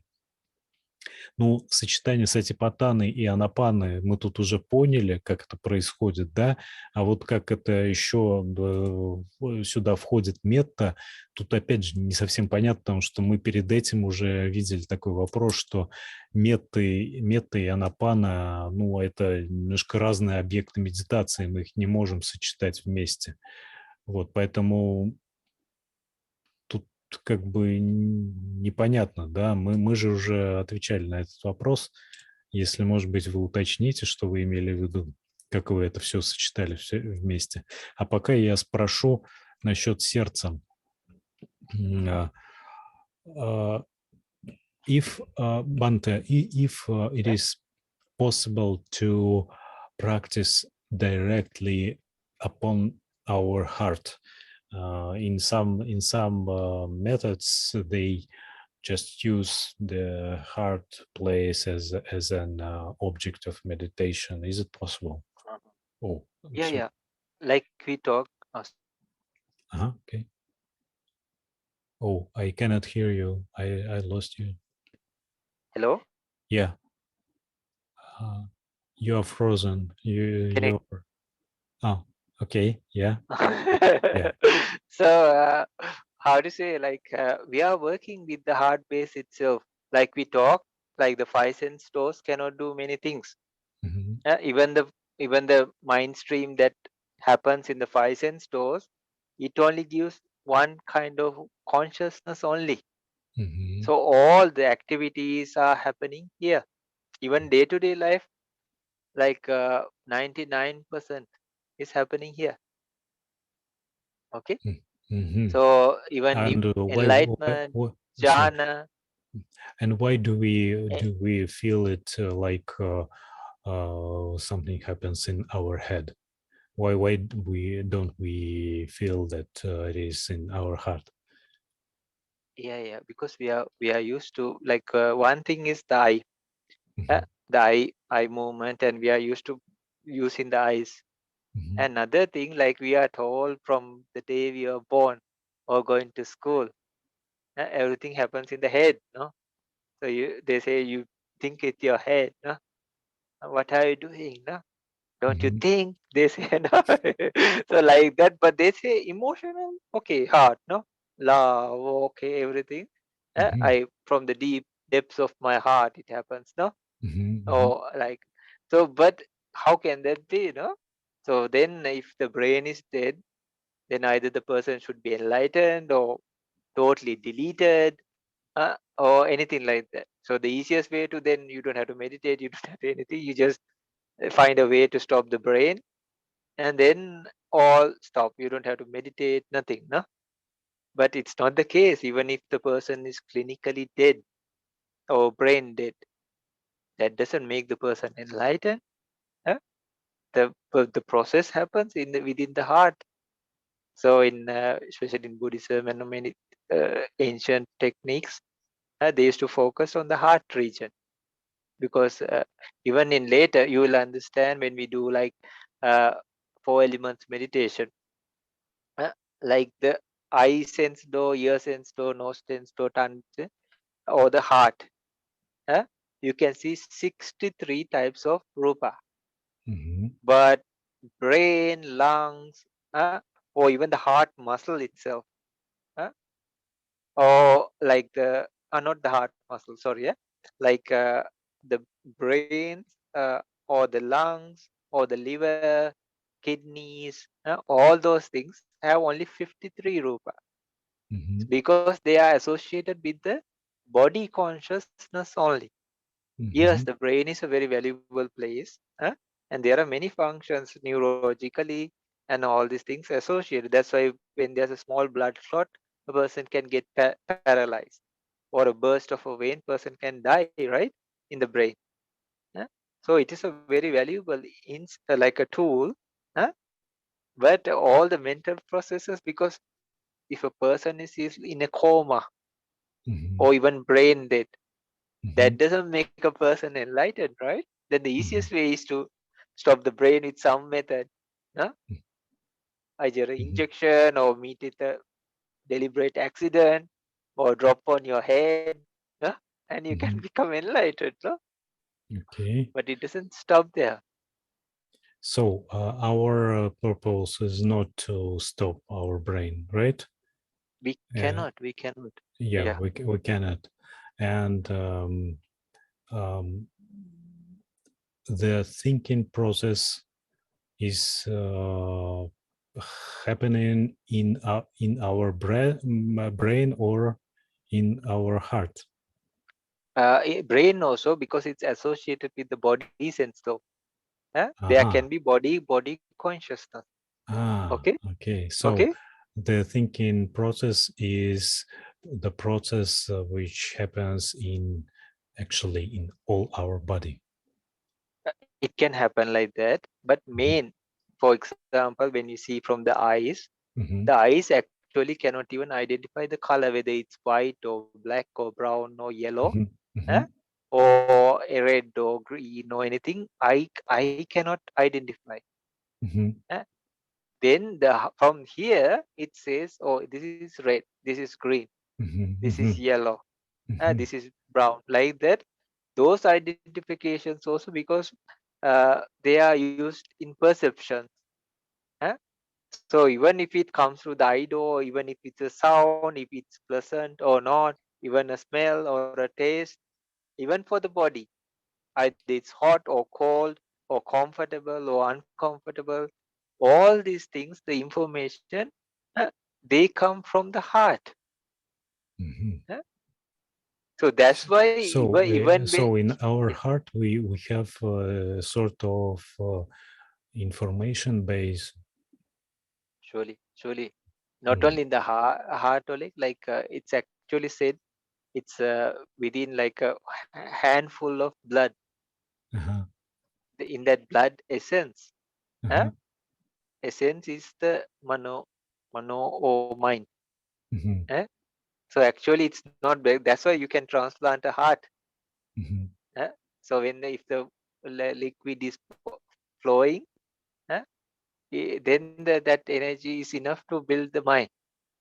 So in ancient days, they used to be maybe keep some ghee or butter on the heart, and then if it's solidified, they say the person is dead. They didn't keep it here. So there are patients who are like all these are blue in color, but still breathing. All these are like blue and dead, but still the breathing happens. Maybe you also have seen. But if you touch the hands or the feet, like dead cold, even the eyes and everything gone. But still here, this part is working. So in ancient days, they used to keep some ghee or butter or something here, and if it doesn't melt anymore, they say this person is dead or this life is finished. But if it's still melted, they would just keep the body without doing anything, like because they thought the mental process is happening. They didn't want to disrupt that or do anything to harm it or disturb it. Okay. Okay, so the mental processes are happening mostly in, so the heart place is a kind Heart of place. root of mental processes, but mental processes themselves are happening with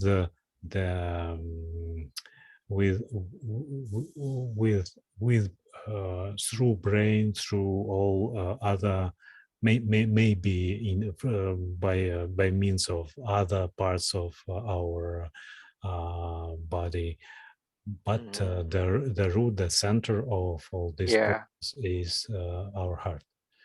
Think this is like not the muscle of our heart, but but what actually? But the neural the blood associating.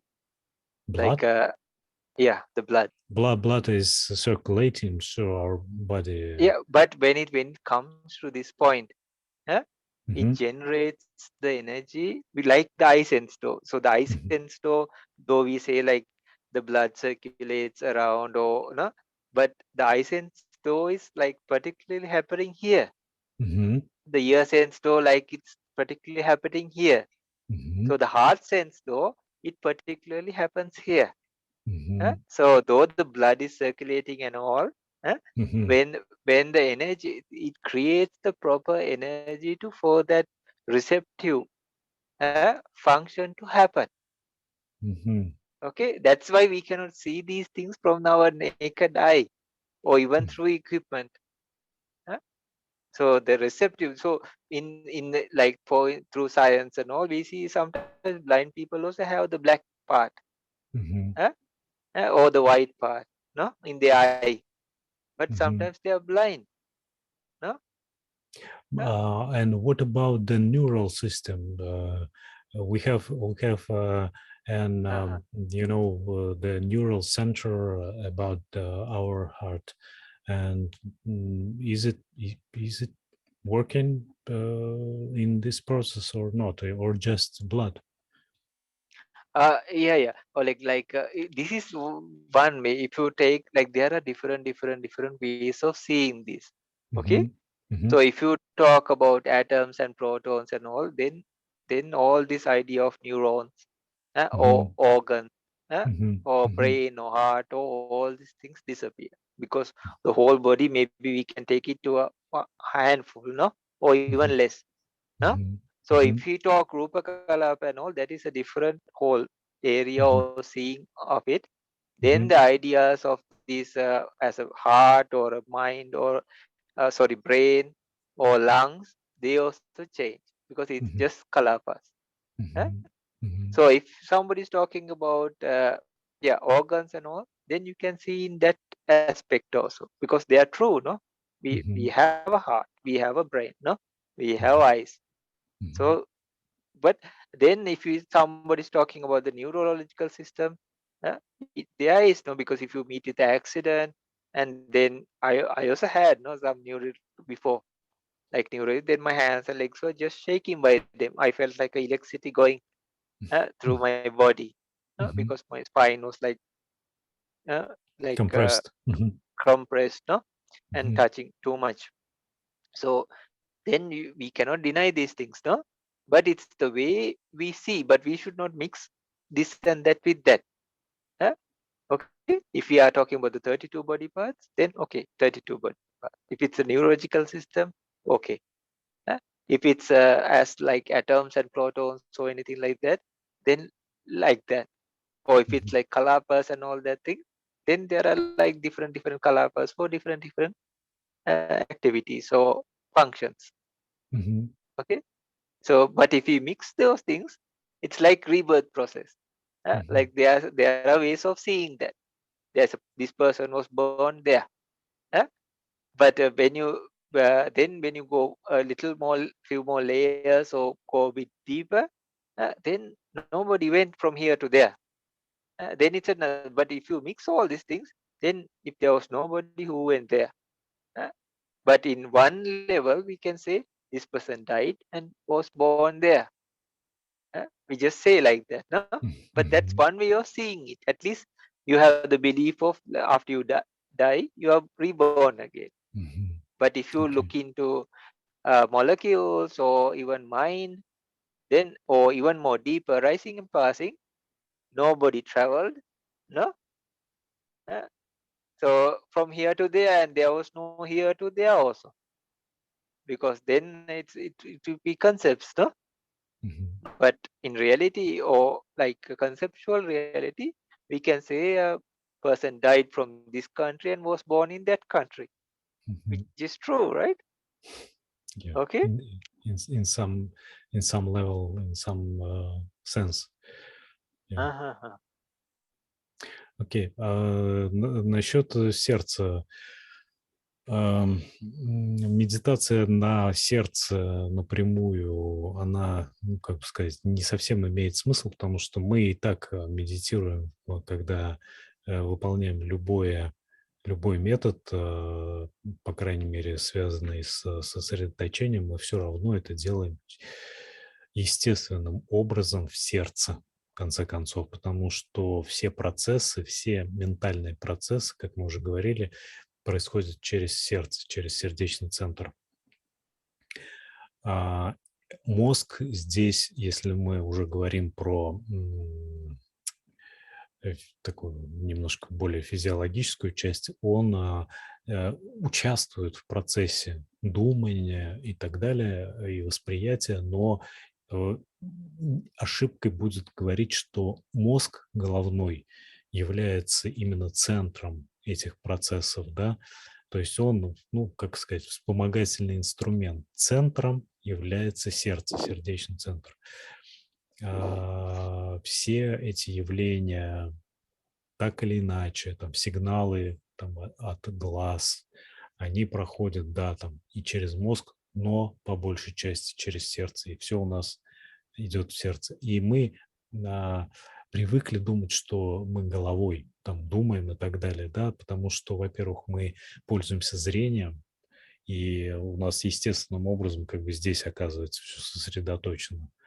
А во-вторых, нас как бы с детства так учат, что думай головой там и так далее. Вот. Но на самом деле, если вот эти факторы немножко отключить, то окажется, что тем не менее мы сердечные существа, так сказать, они головные, да, у нас через сердце все происходит. Мы чувствуем сердцем, мы понимаем сердцем и так далее. Даже в языке это так или иначе отражается. Вот, надеюсь, я все-таки ответил на ваш вопрос, потому что я просто пытался с Бханте, то есть у Бханте выяснить, как это происходит, то есть каким образом происходит думание, да, там, то есть как участвует сердце, что именно там происходит, то есть, ну, согласно традиции, это там происходит через кровь, но потом я спрашивал про нервы, то есть как они участвуют. Бханте говорит, что, ну, разные уровни рассмотрения есть вот этого всего, то есть можно там и нервы сюда включить, можно там на атомарном уровне все это смотреть, но это просто разные уровни рассмотрения. Да? Олег, здравствуйте. Здравствуйте, Бханте. Хотел задать такой вопрос. У многих современных мастеров есть такая мысль, утверждение, что с помощью сухой випассаны можно достичь 2 первых уровней просветления. Это это наверняка опирается на какие-то древние комментарии. Хотелось бы узнать, на какие именно.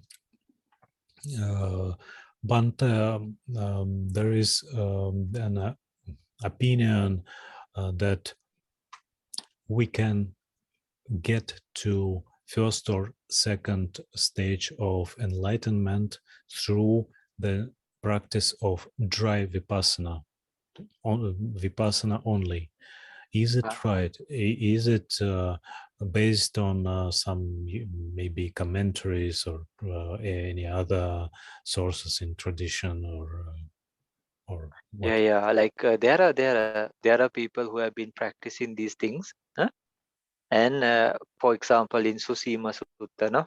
Like in Susima Sutta, they say this, no? Like they just come, they just go like straight away for vipassana, no?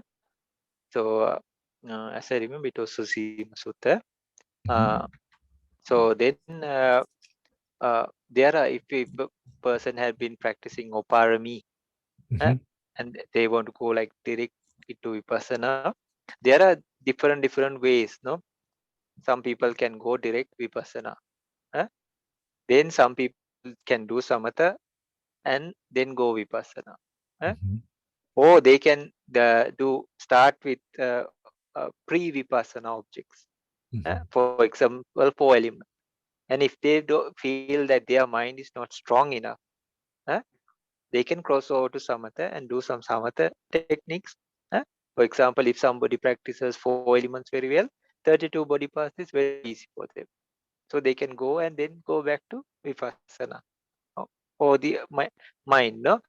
So, some people, like you said, Oleg, like we talked about 3 ways now, no? Direct vipassana, samatha and vipassana, or starting with pre-vipassana, then taking samatha and going back. Or somebody can practice, like you said before, samatha and vipassana parallelly.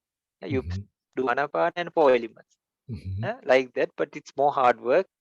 But it's still possible for some. I have seen people also practicing like that. So there are many paths, but definitely some people can go according to their parami, but they have to have power overtake the 5 hindrances. So say they don't think they don't need any samatha or anything, no problem. It's possible. We have to be open, no? We have to be true, and it's not to put anybody to any categorization or try to force them to some technique, no? So direct vipassana, but they have to see whether their mind is strong enough. And before vipassana, like they have to know what is materiality, what is mentality, and dependent origination. These kind of things they have to get to know. These are ingredients for vipassana. Others, what are you going to do vipassana on? You cannot take. You mean they have to know practically or theoretically? Definitely. How can theoretically good, but if you don't, it's like trying to eat the menu, right? If you try to eat the menu, you'll just eat some cardboard or paper, right? But you have to really either cook the food or get the prepared food, no? Okay. Бханте говорит, что это действительно возможно, и об этом говорится, ну, насколько он помнит, Сусима Сутта есть такая, то есть там прямо об этом говорится. И Мы уже говорили немножко об этом, что вполне можно практиковать сначала випассану и прямо идти через нее, и там ни на что больше не отвлекаясь. Для этого надо сначала хорошо уяснить, что такое материальность, зависимое возникновение и прочее. То есть имеется в виду именно чисто теоретически уяснить. То есть человек должен быть очень хорошо подкован в учении, да, и просто чтобы понимать, куда смотреть, что видеть, да, и практиковать сухую випассану, познавая все аспекты реальности, и через это действительно можно прийти к первой и второй стадии. We can come to the first or even second stage of enlightenment through the dry vipassana, right? Not higher. But no, why not? Like they have arahantas, no? Like yeah, surely, because vipassana is vipassana, but you have to do it properly, no? So we don't know each person's parami, so but they should know. Okay, you can start with like things like 4 elements meditation. So but they should know, like, if the 4 elements meditation is like, even Venerable Pauk Sayadaw-ji, he started with 4 elements meditation. Then he understood, after teaching like hundreds or maybe thousands of students, he understood like 4 elements is not enough. So that's why he introduced Anapana. Okay. So then later he understood, like, if Anapana was more supported by the casinas or things like that, then the practitioner can have a huge power. So that's why but you have your freedom to practice even in park. Like if a person wants, they can go 4 elements and practice like that. Yeah, it's possible. Нет, даже на самом деле через випассану человек может стать даже арахантом. Просто в этом процессе будет необходимо постоянно как бы усовершенствовать свое видение, переходить ко все более тонкому видению реальности, да, то есть сначала человек обычно начинает как бы с довипассановских таких объектов, типа просто элементы, да, то есть там земля, вода, огонь, вода, и земля, вода, огонь, воздух, да, потом там еще более тонкие там и так далее, и так далее, то есть ему все более тонкие объекты дают в процессе вот такого продвижения, и человек, в принципе, через такое продвижение может стать арахантом, и это даже в паук, в принципе, тоже бывает, то есть когда человек идет через такой метод.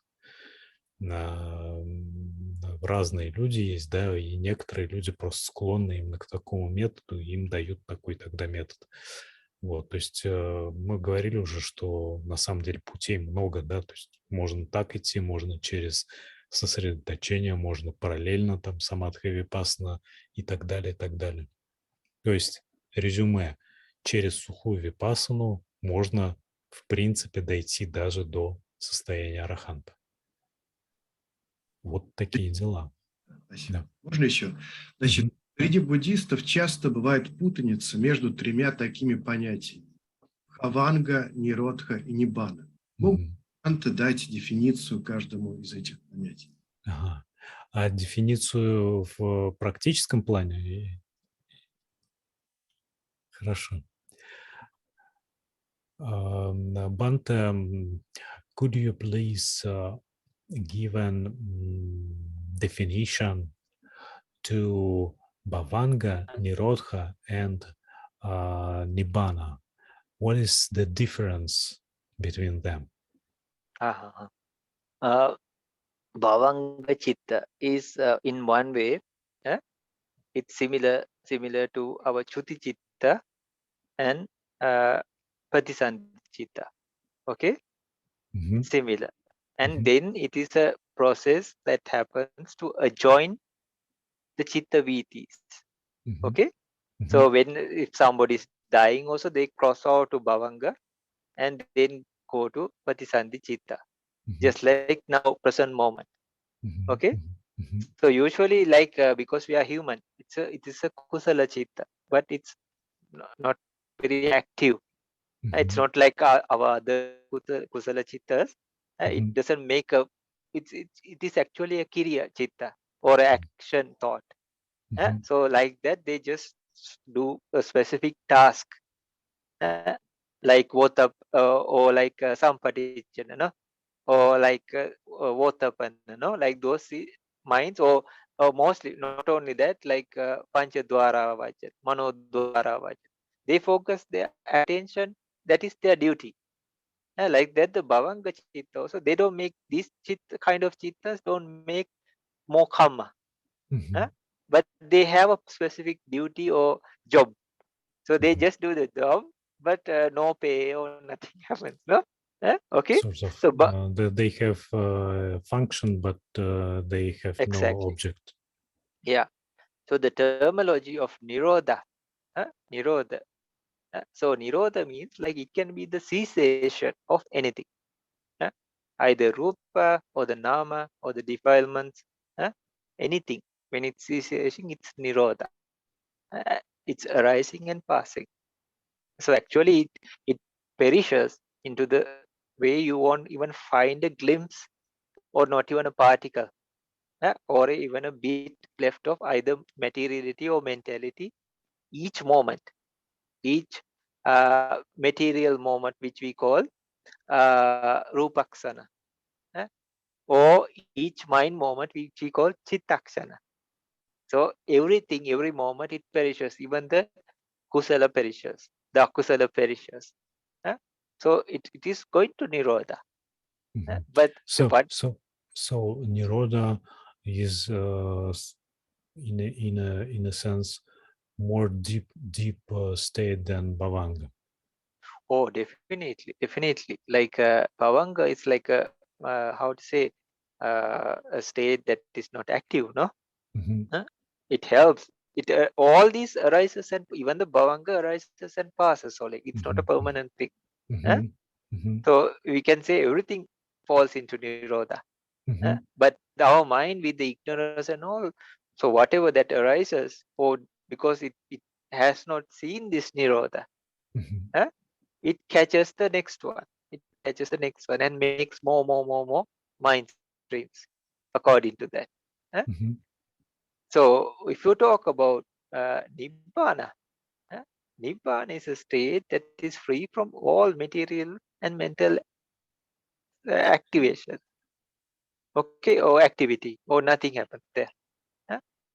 So even if you are alive, like there will be the body and all these things, but the mind stops. The breathing also stops. So, but if somebody reaches that stage when they are dying, we call this parinibbana, no? So then what happens is like this, the life force here also perishes, and the mind also stops. So then after that, there's no more like a rebirth or anything or reoccurring or nothing like that. It just stops. But if you're alive, like until that time, even for 7 days or something like that, the energy, it's called the life force, the warmth, and the clarity of the sense doors, they stay intact. And one breath is even for enough for even 7 days because no mental activity. Then later, some object will appear after the determined time, and then again the process will start working. It's a bit not like that, but bit like hibernation, no? But for the hibernation, the thought process is there, no? Even the animals hibernate, right? Yeah? But uh, everything stops. So we can show that as Nibbana. That's why it's beyond all materiality and mentality. Then it doesn't get caught to the changes of anicca or dukkha or anatta. You cannot apply that there because it's free from all of those. If you come here and then the material and mentality and with delusion and greed and all these things, then all material and mental things starts becoming things and valuables, good or bad, and all these things start coming. It's called sankata and asankata. Like asankata is like nibbana, and nothing forms, no formations, no kind of formations, no. Sankata means there's like some creations. Then you get deluded and you think, oh, this physical is form, the mental is form. This is me, and it goes. I like this. I like the human life. I want to be such and such, or in the next life I want to be a deva or a brahma. So it goes and so on. Many things. Okay. So for me, I cannot get the difference between all these things. Actually, as you explain, as far as you explain, I don't see any difference from this. You see, in Bhavanga, we just switch off. In Nirodha, we just switch off. No. Sorry, sir. Like Nirodha is the process of cessation. So Okay. it is a process that happens like a fire getting extinguished. Uh-huh. So even good or bad or whatever, like everything perishes. So there's a process happening there. In Bhavanga also, there's a chitta that arises, and then which interlinks. It doesn't make the process stop. It's like a dice or something or a chain, uh, uh, but it's not a real metal or something. Just to keep the chains intact as a line. There we use a piece of plastic or something just to keep it hooked. So likewise, there's a process that happens there. But in Nibbana, everything stops. So there we can say, okay, everything stops there. But in Bhavanga and Nirodha, so we can say there are things happening there. Okay. What stops? Because if we have, say, Arahant, the Arahant can live, can talk, and so on. And what things that I understand that certainly any akusala things stop absolutely, but you are talking that everything stops. What everything? Kaya sankara, vachi sankara, mano sankara. All Kaya this, all these things stop in Arahant, for Arahant, right? Yeah. Arahant means not there when they're active or anything. Like if they are when they are going, because we are talking about Nibbana, right? So Arahanta does their things. They eat, they walk, they sleep. No? So that is Kiriya Chitta, or like thoughts with actions. No, but it doesn't make any karma. And it's kusala also, but that also doesn't make karma. So but since we are talking about Nibbana, so this is we are talking about Nibbana. Nibbana experience is the experience when everything stops absolutely, but then Arahant have some processes, functional process that are going, but there is no process that produce karma. No, like if Arahanta goes into Nirodha Samapatti, which is they are reaching the Nibbana at that moment, even if they are alive, then all the processes stop. And definitely we don't even have to talk about karma. Okay. Definitely all mental activity, even the physical of breathing and everything just stops. So it's like a total shutdown. They are not dead. Within the Nirodha Samapati, or Yeah, within the Nirodha Samapati. Okay. Which is actually the Nibbana. Yeah, Nibbana. They reach, they touch it, or they are in Nibbana at that stage. Okay. Like So a person again, in. sorry. Again, Nirodha Samapati is the same as the Nibbana. It's the same thing. Yeah, that is the time they reach there. When they are still alive even. So, but when when they come out of it, they act like normal persons. But the difference is, Putujana or lesser person, they can build some kind of karma. But Arahanta, they never do the bad things or anything like that. But they don't accumulate karma. It will be like a process that happens. So their mindfulness and everything is super strong. They'll be very mindful. It won't break like ours. And it will be super strong. And but it will be a kusala because the mindfulness is so prominent. But they won't accumulate karmas like the other people, even wholesome karmas also.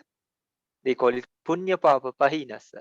Like they have eradicated like all the kusala and the akusala both. But still they will eat, no? Still they will breathe, they will, no? Like as long as they are alive, or in the human robe, or as a deva, not a deva, actually a brahma even, no? So in that life form, they will be there like that. They will do the things that is possible for them to do in that realm.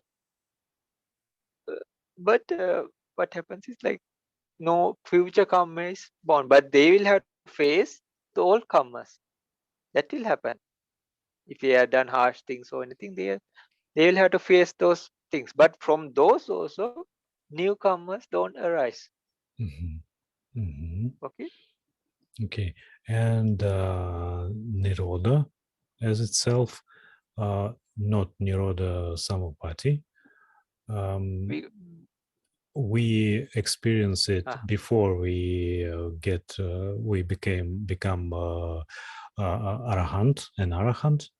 We experience an Nirodha, just Nirodha, and Nirodha is the Nibbana for not arahants, right? Non-arahants. No, like it's a bit more complicated. Like we can use the terminology, or because we were asking about a definition of Nirodha, no? So Nirodha, we can say, okay, the definition, even if the defilements eradicate, we can call it Nirodha. Even a Putujana, who is physical formations or mental formations are disappearing, no? Arising and passing, we can say they are Nirodha. No, they perish. So that doesn't make that person Arahanta. Okay? So the process of this perishing, we can call it Nirodha. Like they say, like for the Arahant, all the defilements are like never recreated. Or the Sotapanna also never, for some stage, some defilements are never recreated. So that's why they say even a Sotapanna is Nibbana once. Okay? They say Nibbana once. So this person has... They see Nibbana once when they experience the Nirodha or not? When the Nirodha happens, the Nibbana is experienced. Okay? So Nirodha is like the perishing of the defilement, which leads to Nibbana. Okay. So we experience Nirodha, then we go out from Nirodha and experience Nibbana. We don't have to say, for example, think your body is dirty. You take a shower. then your dirt goes away. Okay, so but the cleanliness happens, right? Okay, so for example, if you take like that, we just remove the dirt only. So in Nibbana's case, the Nibbana is already there. Like for example, actually the cleanliness is there, but it's covered with dirt, right? Okay. For a floor, if you know. So likewise, but if you take it like that, it will be a bit complicated because people will be thinking through the example. But for example, think if it's a piece of gold, the gold value and the richness is there inside, but it's covered with a layer of oxidization. So we remove the oxidization and the purity of the gold it appears, no? So likewise, the Nibbana is always there. But the defilements and all these mental formations and everything covers it up. But those are not things that stay permanently. So, but what happens is for our minds and all, we think they are permanent. So we build more and more and more and more and more, as much as they perish. Like more, even we try to build more and more, and then there's a process of cause and effect and all. Like this happens. But whatever we try to create or whatever naturally is created or anything, soon as they arise, they should perish. Or they reach the stage that nothing is found of them anymore. So actually they get extinguished. But what we think there's something in it, and then we find a connection and we start building upon it that again and again. So the Nirodha happens, but we don't see it. So through like meditation or deep vipassana, we really are trying to understand and experience this Nirodha. So if a person permanently understands this Nirodha at least once, so then they can reach the Magga Chitta, Phala Chitta. Okay? So then they'll see Nibbana at least once. Or sometimes they can reach even Arahanta, no? That stage. But through the cessation of all this, only that happens. Okay? So, and as for the Parinibbana, what you said is very similar to annihilation. So, is it right? Is it a kind of annihilation? So, Arahanta after the death is just annihilate, and there is no anything. Absolutely. Like for now, also, what is really there? If our materiality and mentality is really changing every moment. In concept, we say Oleg is there, Bhante is there, then these spiritual friends are there. We say like that, right? But in ultimate reality, if everything changes so fast and rapid, but this is, we have to consider and we have to understand and witness this in ultimate reality, okay? So otherwise we fall into some crazy ideology, and then we can say like nothing is there, you can do whatever you want, no, anything like that. Then we don't have to eat, we don't have to shower, no, we don't have to do anything, but we have to do, right? So but in ultimate reality, when we check, where is that person, where's the person who was starting this meeting, where's the person who was like 10 years ago, 15 years ago, when you person who was born, who was where's the person who was in the past life, or 2 past life, 3 past life, 5 life. We can see it as long as it goes. Okay. So then what happens is, like the gold was already pure, but the defilement or the dirt covered it, no? So the reality is always there, like there's no permanent entity here. Or And like there being, is, and for Arahanta, there is no difference what he can see in the rest of life and what happens after the death. There is no difference. The gold here, gold there, the same gold. Because Oleg, like it's like a monkey, our mind. When it's jumping to another tree, it holds upon another branch. It never stops. Even if the physics drops, the mind clings into another thing. Upadana bhava. Bhava pacca jati. Like that. So then Arahanta, they extinguish or are free from this clinging. Tanha upadana. Craving makes us clinging, right? Because they are before that they know which is avidya, which is ignorance. Then because of avidya, then sankara doesn't arises. Because of sankara doesn't arise, the consciousness doesn't. So they can let go. They are not the monkey who they just let go. So the monkey just drops. But it drops to a very safe place. But it's not a person or thing that's going.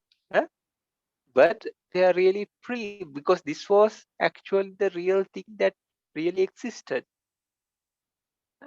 So that means that doesn't mean a person or a soul or anything is going to Nibbana. But it is like the materiality and mentality at that stage. So Arahanta is very pure, right? But that is like the oxidization that was covering it. But they are free from that also. It is called skandha pariharana dukkha, like the usage of these 5 khandhas. So it is also a burden. They are left. This is like for us, it is like more and more layers of this oxidization. We have to scrape off more. But in Arahanta, like only like the materiality and mentality for day-to-day activities and all this, they can remember the past lives, anything, or the Dhamma or anything, and no problem like that. But still they have to endure the 5 aggregates, no? And then the hardship, sickness, aging, decay, illnesses, all these things they have to endure. But later that oxidization also they let go. So that's why some arahantas they say like they can determine and go to parinirvana. So when they perish, or like there will be something left from their bodies also, either cremated or not. There will be something left. Okay, but like it won't be another process of them hanging on to something and starting a new life or a new form. Nothing like that. They are free. Though the body is like changing, so always it's like that. It's like the food, like food when you just keep it, it starts becoming rotten, no? Then later maybe it can become fertilizer or ash. Then it will give energy to maybe a plant or animal. But it's not the first one, no? It changes rapidly. Likewise, if a person dies or like that, the process will happen. Just like the food, no? It never stops. But then the normal mind, what it can do, it can cling into some and start a new life and accumulate the rupas also and start something in a physical form also. Like a consciousness starting in a mother's womb and then slowly building rupa or materiality around that. Then after some weeks, we see a baby. Then it grows bigger and bigger, then it cannot stay anymore, then it comes out, then it grows, no? Then it becomes a young man. But later at some point it dies, no? So then again it clings to some other place, either a god or a peta or anything. Then it starts there. If it's the materiality, if it's simple or subtle, then it's formed like that. If it's a human form or like a animal kingdom or something, the kalapas are more strong according to their karma and all. So they build those kind of kalapas.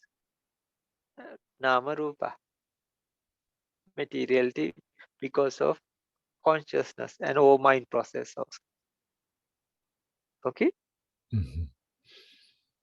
So, and practically, when I fall into Bhavanga state, it's like an just switch off, and then I came again to my consciousness, and I see nothing changes. Just there was some period of time just disappears, and that's all. And this is Bhavanga state. When there is Bhavanga mind also, Oleg, it arises and passes. It's one single Bhavanga mind. For example, when I fell into Bhavanga and I was there maybe more than 1 hour. It was millions and trillions of Bhavanga minds appearing, but my mind was like caught up in that. So only the Bhavanga mind was appearing, no other, not even heart consciousness. Okay. And how do you know? It was like, how do you know that there was a lot of Bhavanga states? Because later in mentality meditation, we have to check this and know this also. We have to go and dissect that and even see what type of chitta chetasika in that kind of mind also. Yeah. So there are like. So we can as if look back and see that there was a lot of Bhavanga chittas. Sure, possible. And even in the process also, where we can reflect upon it in then and there also, with later minds, and see, like we have to do this also, Oleg, because there's a process, like 5 sense door mind stream, then it falls into Bhavanga, and then a heart conscious mind stream, or mano, pancha dwarika viti, mano dwarika, pancha dwarika, mano dwarika. 5 sense is pancha dwarika, like dwara is door, and mano dwarika is heart sense door. So there's a connection there. Okay, and in the same way, we can reflect and see that there was Nirodha. Surely, it is a wisdom knowledge, or a wisdom, how to say, vipassana knowledge. It's called paccavakkana jnana. Paccavakkana jnana. It's not like you don't imagine all things, and you know exactly, because you have been practicing my chitta VTs, mind streams in chitta anupassana, as well as we call nama kammatthana. So because of these things, Oleg, you are very clear and what's happening. It's not like you walk and then suddenly fall into a pit. Falling into Bhavanga is a bit like that. Before you know, it's like you walk on the road and suddenly fall into a pit. You don't know what even happened, and you come out of it. No, where was I? No, like that. But other things like jhana or vipassana or magapala, you really know what you're doing. It's not just you just go and fall. Okay. Then later you can recall and you can reflect those and see it is a vipassana knowledge itself. So a Nirodha in this sense is similar to jhanas.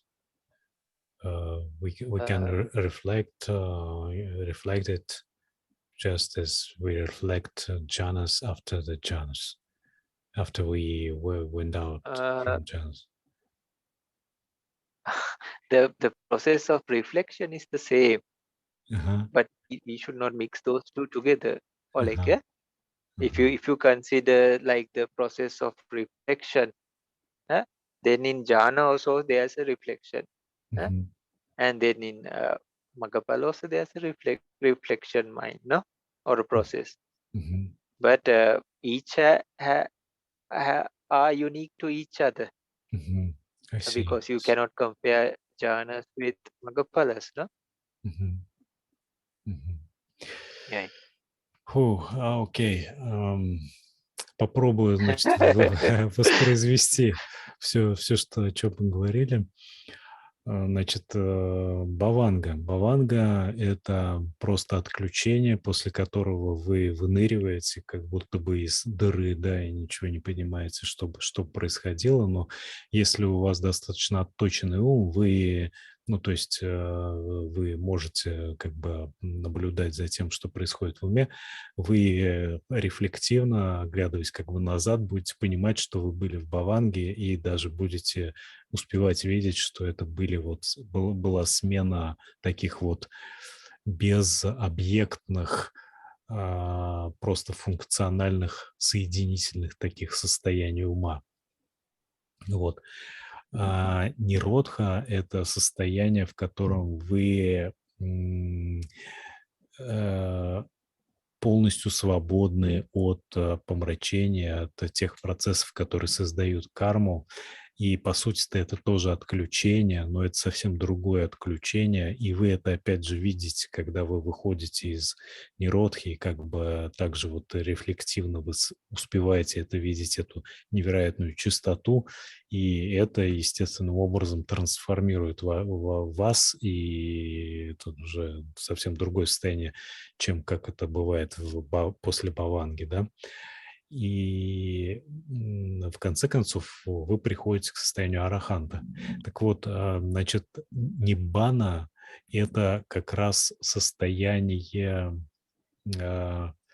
свободы от помрачений, да, которое становится доступно через ниродху. Бханте сравнил ниродху как бы с душем.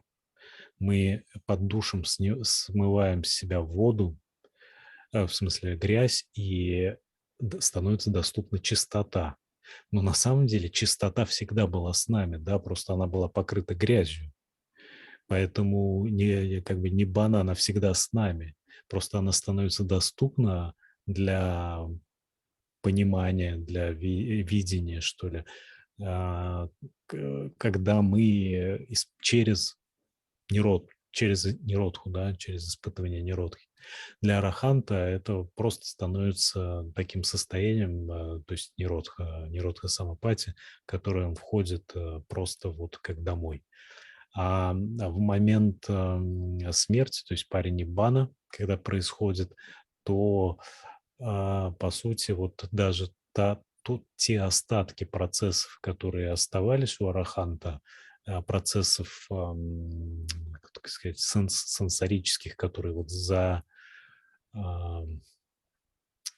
закрывали, что ли, затемняли хотя бы чуть-чуть золото ниббаны, да, то есть вот Бханте сравнивает ниббану с золотом, которое покрыто, может быть, грязью, да, у обычного человека, и поэтому не видит, что это золото. Так вот, у араханта даже вот там какая-то вот эта вот пленочка, которая в повседневной жизни присутствует, которая хоть чуть-чуть там замутняет это золото, она исчезает, остается только золото. И вот что это за золото, тут уже, знаете, невозможно это так рассказывать просто так. Бханте еще сравнивает, значит, делает такую аналогию, что в обычной жизни человек похож на обезьяну, которая хватается за одну ветку, хватается за другую ветку и постоянно, то есть не может остановиться, она должна за что-то хвататься, и даже когда срывается и падает, она падает, как бы продолжает цепляться умом, да, и ей больно и прочее.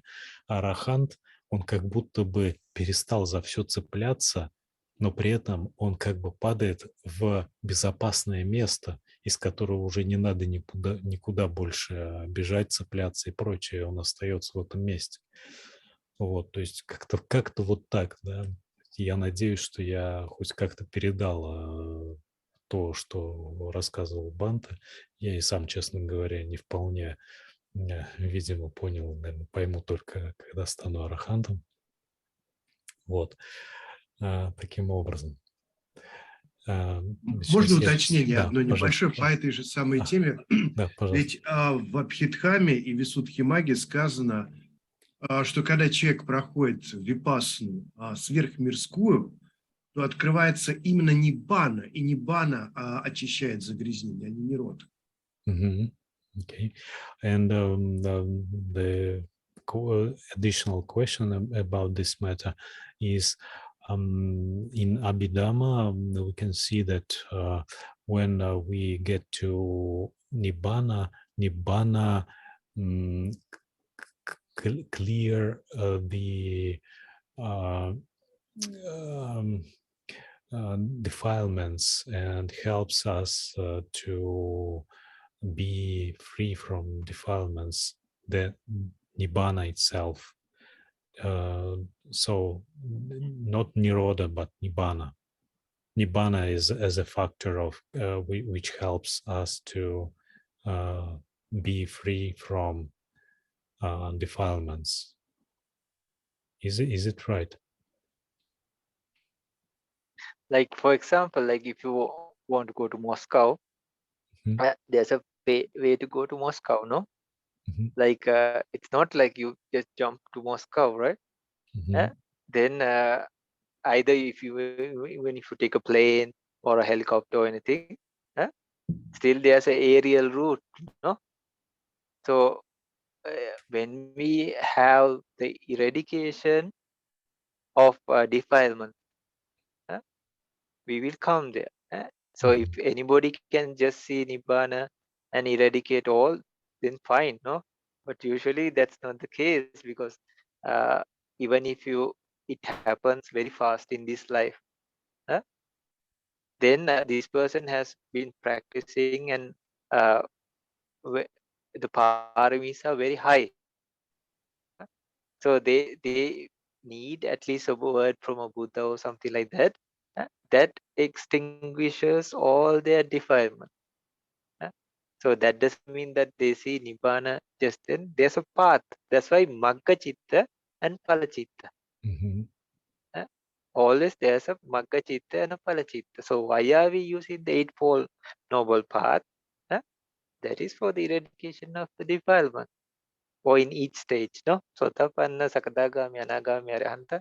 Or one person goes full blast, destroys all 10 fetters.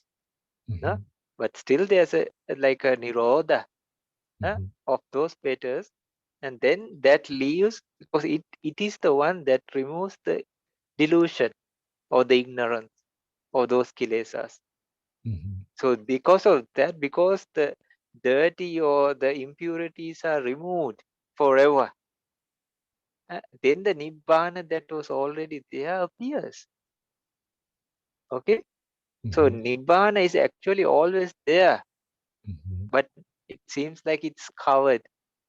It's not a material thing or something like that we can say, because these things which we consider as material or mental also don't exist in total reality, because they arise and pass so fast. So where can you say this is that? No? That is the reason. But it's not that something exists and perishes, no? It doesn't happen. It's not like that. Something happens, but it's so fast it perishes. But the ignorance or the craving or the attachment, they also perish, but we don't know. We are caught up in it. Then we think, okay, the existence from thousands of life is still here. So the soul is still here. The ego is still here. So then there should be a process to reverse it or remove it. That's why we have Magga Chitta and Phala Chitta. So the Phala Chitta is the one when you know. Okay, it's not like some suddenly Nibbana jumps in and destroys like removes, like like you put something to clean, but still you have to put that in, no, into a glass or something. But it also does it cleans, no. So like, but we are talking about Nibbana, no.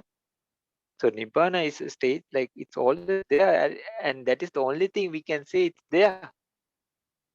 Everything is And what they mean when they talk that Nibbana is an object of meditation for, say, Arahant or maybe before. Yeah. Usually, What do they? like for example, like Chaga Anusati. Chaga Anusati is related to donation. But actually, a person who had done like a very nice, like helping hundreds of people, like that is perfect for Chaga Anusati. So Devata Anusati, like if they have really seen the gods, so then they can practice that meditation very nicely. Like example like that, yeah, you can how to say, use as an object and do. For example, if you have never seen a god, you can assume and do. That's also good. So like that upasamanusati, no? Like you focus on Nibbana and do, but a person who had seen Nibbana, they can definitely practice much better. Like a person who had done proper donation, no? So they can practice Chaganusati very well. You mean we can see Nibbana before we become Arahanta? And there are glimpses of it in Sotapanna, Sakadagami, Anagami, those stages, and then it becomes more prominent, like more and more prominent, no? I see. Yeah. But the person witnessed at least once. If it's a Sotapanna, at least once they witness Nibbana. But actually, it is through a path that happens. So even in Vipassana, or like either from Sammarchana Jnana, or Udyabhya Jnana, or Bhanga Jnana. So even if they are enlightened once, they still have to come back and practice. This could be very fast. Then they go along the path and they go up to Sankarupeka, crossover, and then maybe reach the second stage or the third stage or the fourth stage, or come back, go, come back, go. Okay. So it's not like something is just tossed out from the blue and then everything is boom, gone. But there, it should come from somewhere, right? So that is the path. Then otherwise we don't need a path, right? So we need Nirodha. And to understand even Nirodha, or witness Nirodha, experience Nirodha, because in Udayabhya, we focus on the arising and passing. In Bhanga stage, which is a Vipassana knowledge, we focus on the perishing itself. So yeah, if a person really sees this, and not only that, that mind, the Vipassana mind, we see with another Vipassana mind, 5 Vipassana mind, 11 Vipassana mind. So that is, yeah, we really see.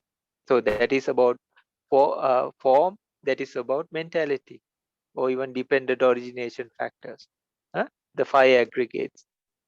All these kind of topics come for these parts. So then, yeah, this is Nirodha. Okay. Окей. Насколько я понимаю, ответ такой, что мы можем брать Ниббану как объект медитации, если у нас был уже как бы опыт, проблеск Ниббаны, когда мы достигаем Сотапаны или Сакадагами, и мы тогда, в принципе, уже имеем определенный, так сказать, опыт Ниббаны, отблеск Ниббаны, и, в принципе, можем брать его как объект, и тогда он действительно работает как такой фактор, который помогает нам очень быстро продвигаться и избавляться от помех и так далее. Вот. То есть, если человек достигает сотапаны, хотя бы, да, стадии сотапаны, то он очень быстро дальше продвигается именно поэтому, потому что у него уже появляется вот этот вот проблеск. А так, в общем-то, все равно в любом случае, пока мы до этой точки не добрались, нам все равно необходимо как бы пройти определенный путь, да, то есть тут уже ни о какой ни бане речи не идет, то есть нам надо устранять помехи и прочее, прочее, то есть продвигаться дальше и так далее. И даже там, в принципе, и для сотапаны, то есть какая-то и сакадагами, и анагами какая-то еще работа остается. Вот таким образом, надеюсь, на ваш вопрос я ответил. И вернее, Бханте, а я передал его ответ. Да, спасибо. Мгм. Так, в чате много вопросов, как я вижу, накопилось. Так. Like if Yeah. it's very late for you, we can continue in another day even. But if there are some questions or something, we finish them. No problem. Okay. Well, we can consider one or two more Sure, questions. no problem. Okay. No problem. The question is the following: how to deal wisely with the mind during daily life when you prepare food, eat, walk on the street, read a book, talk to people, etc. I translate to people this question. Как мудро практиковать вот в плане нашего ума в течение нашей повседневной нашей жизни, когда мы готовим еду, едим, гуляем, идем по улице, читаем книгу, разговариваем с людьми и так далее. Как практиковать? Okay? Okay. So first, try to bring mindfulness. This is in the Satipatthana also, to the actions or the sub-actions. And or the feelings or anything that comes through your body or the mind, especially the actions and the sub-actions. So if you are doing something, if you are walking, or four postures, the best thing is like easiest and the best thing is to be, but you don't act artificial or anything like not acting like a robot, no? So you act normally, but slowly try to bring mindfulness, because we already have some kind of mindfulness. Otherwise, we cannot do that job or thing or action. So then we slowly try to bring mindfulness there.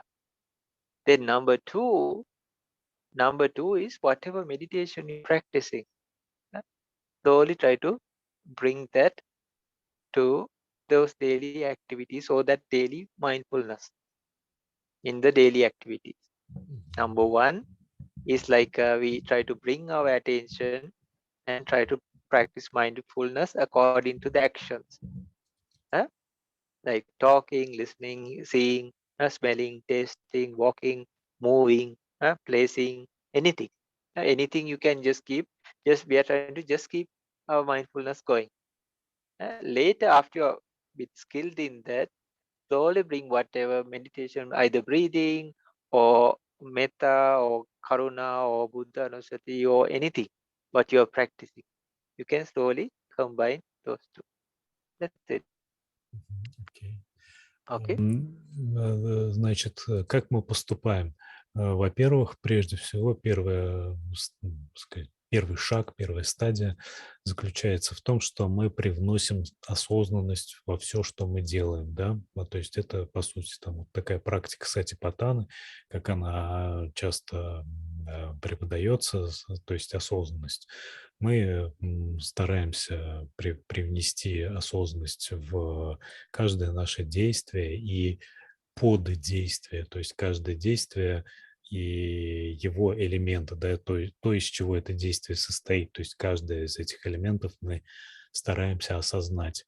И когда мы укрепляемся в этом вот процессе, да, в этом осознавании, мы, дальше второй шаг, привносим осознавание нашего объекта вот в это осознавание, да, то есть если наш объект медитации – это дыхание, да, то мы, допустим, не просто осознаем движение руки, но осознаем движение руки с дыханием, да, то есть как бы у нас это движение уже как бы соединяется с дыханием.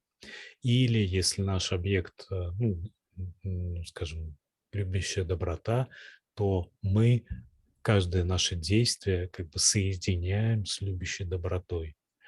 То есть в таком случае получается так, что мы в повседневной жизни уже в определенном смысле практикуем сосредоточение, и это резко ускоряет нашу практику медитации в том числе. Okay, the next question is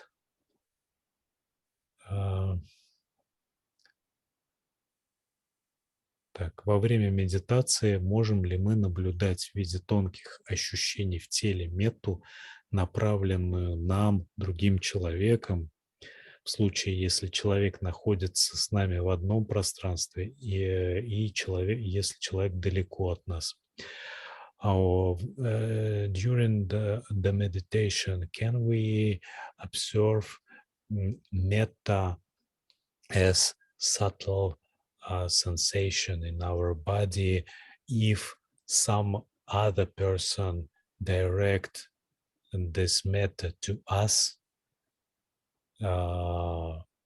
Maybe if he or she in this room, or maybe if he or she far from us, can we feel these sensations of metta from him in our body?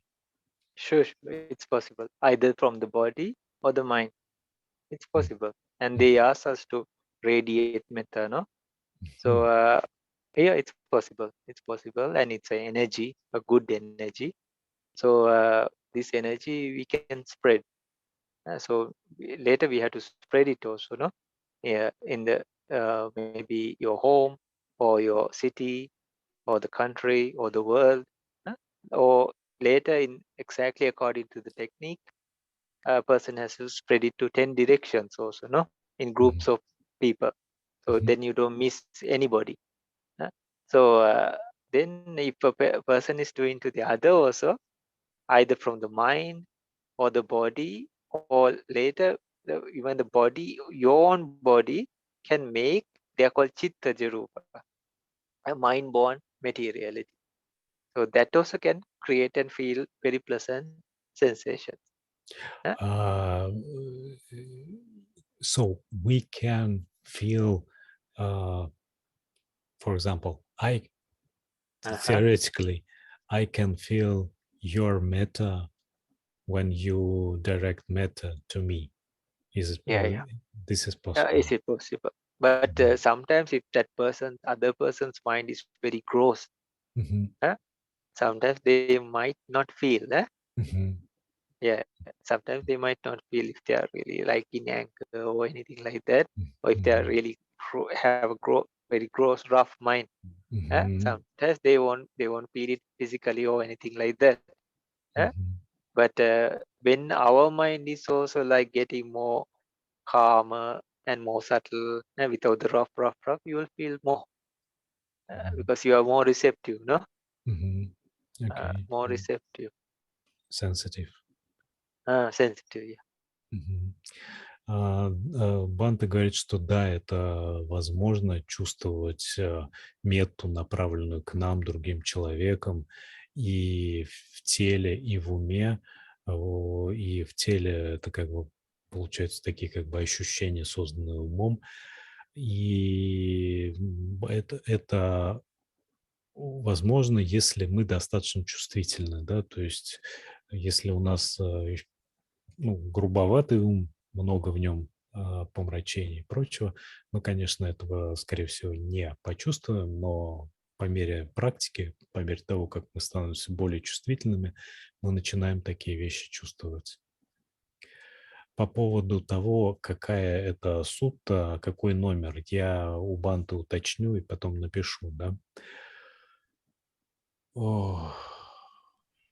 Так, наушники одеты, говорить можно? Да, пожалуйста. Ну, 4-й вопрос ответили уже, это самое. 2-е дополнение просили прокомментировать мой вопрос. Значит, я дополню, что есть такое понятие, как два крыла випассана и самадха. И самадха, да, с одной стороны. Поэтому мы летим на двух крыльях, поэтому вопрос возник, что одновременно. Лететь на двух крыльях можно одновременно, а не по очереди, правильно? И второй момент, я почему-то это привязал с помощью Аджана Вимокша и назвал, и как он называл, это методологию называл випассана-ньяна. Поэтому слышал ли в данном случае Бханте Метта такое понятие, как випассана-ньяна? А пятый вопрос, это такой сложный вопрос, может, я когда-нибудь его говорил, хочу даже написать такой опус. У меня было 4 глубоких медитации на ретрите, и я как бы в своем представлении, вполне возможно, что ошибочном, познал понятие калапа, то есть. И в моем представлении калапа, во-первых, первое мой тезис, который я заявляю, калап немного, хочу проверить, Бханте ответит, есть моя доля правды в этом или нет? Калап немного, как пишут, она одна, просто... Немного, ну, то есть... Нет, она одна на всех. Она одна на всех, просто она так незаметно быстро движется, что заполняет все, то есть она одна. От минус бесконечности до плюс бесконечности. Второй тезис, она одна не только от минус бесконечности до плюс бесконечности, одна еще одна по времени от минус бесконечности до плюс бесконечности одна. То есть она пронизывает все, как бы сказать. Поэтому она везде. И бесконечности минус, и бесконечности плюс. Третий тезис это вся Вселенная, наша Вселенная содержится в этой калапе. Ну, то есть эта калапа одна, и она как фрактал как бы содержится в этой калапе. Ну, как бы сказать, и облетает все. И еще есть четвертый тезис. Ну, как бы сказать, сейчас не вспомнил его. Может, пока будут отвечать учитель, я помню четвертый тезис. Okay. The last branch of questions is the first question is, can you explain what is Vipassana Jnana? Okay. And okay, let's stop on this question so far. Vipassana Jnana, we call them Vipassana knowledges. Okay. So in different stages, there are different stages.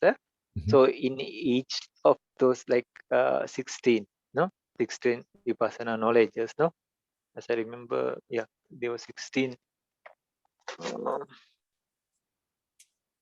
16 Vipassana knowledges. So in each stage, because it's called a knowledge, you gather like whatever seen through wisdom, the mind gets to know it, the consciousness gets to know it. So it's the value of the experience through wisdom. That is, we call Vipassana. Vipassana is like we see it through it and in different angles and ways. So, for example, Nama Rupa Paricheta is the first Vipassana knowledge. So, what we do is we dissect the Nama, the mind, and the Rupa is the materiality. So, like that, so then we understand, this is, we see it in different ways, we penetrate it and see. And then through what we realize through an experience through wisdom, the consciousness gets to know it. So then it becomes the first Vipassana knowledge. So likewise, the Namarupa Paricheda, then Pache Parigraha, like then is like the ingredient. So that is the stage. So these we can clearly through this also, like Pache Parigraha, no? Like, so this is the ingredients for Vipassana. So then we dissect these and see in different ways and methods. Then, so in each step, we saw through wisdom, and what we see through the wisdom and the experience and all these things. we gather it to the mind.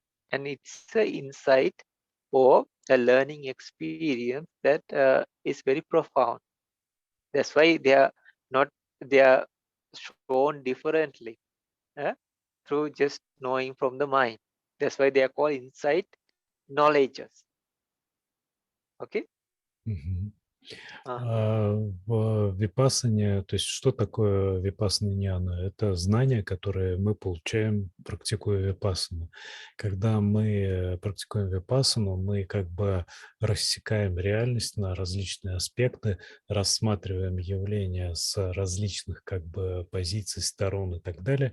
И в процессе этого мы обретаем прозрение, что ли, эти прозрения о реальности. То есть мы видим реальность с мудростью. И эти прозрения, они достаточно глубокие. И вот эти вот прозрения, они как раз называются ньянами. Но там могут быть различные методы випассаны, да, различные процессы смотрения там с различных сторон. И в целом как бы поэтому мы получаем различные ньяны, их всего 16 таких ньян, которые мы получаем в ходе випассаны. Ну вот, собственно, вот это вот и есть то, что касается випассаны ньян, если так в общем рассматривать. Now the next question is about kalapa. Person has, as he thinks, he has experience of seeing kalapas, and he asks if this is right, that actually finally there is only one kalapa that is just quickly moving or arising, and from this we have an illusion of all around the universe and things around us and so on. So please ask him to see in practice.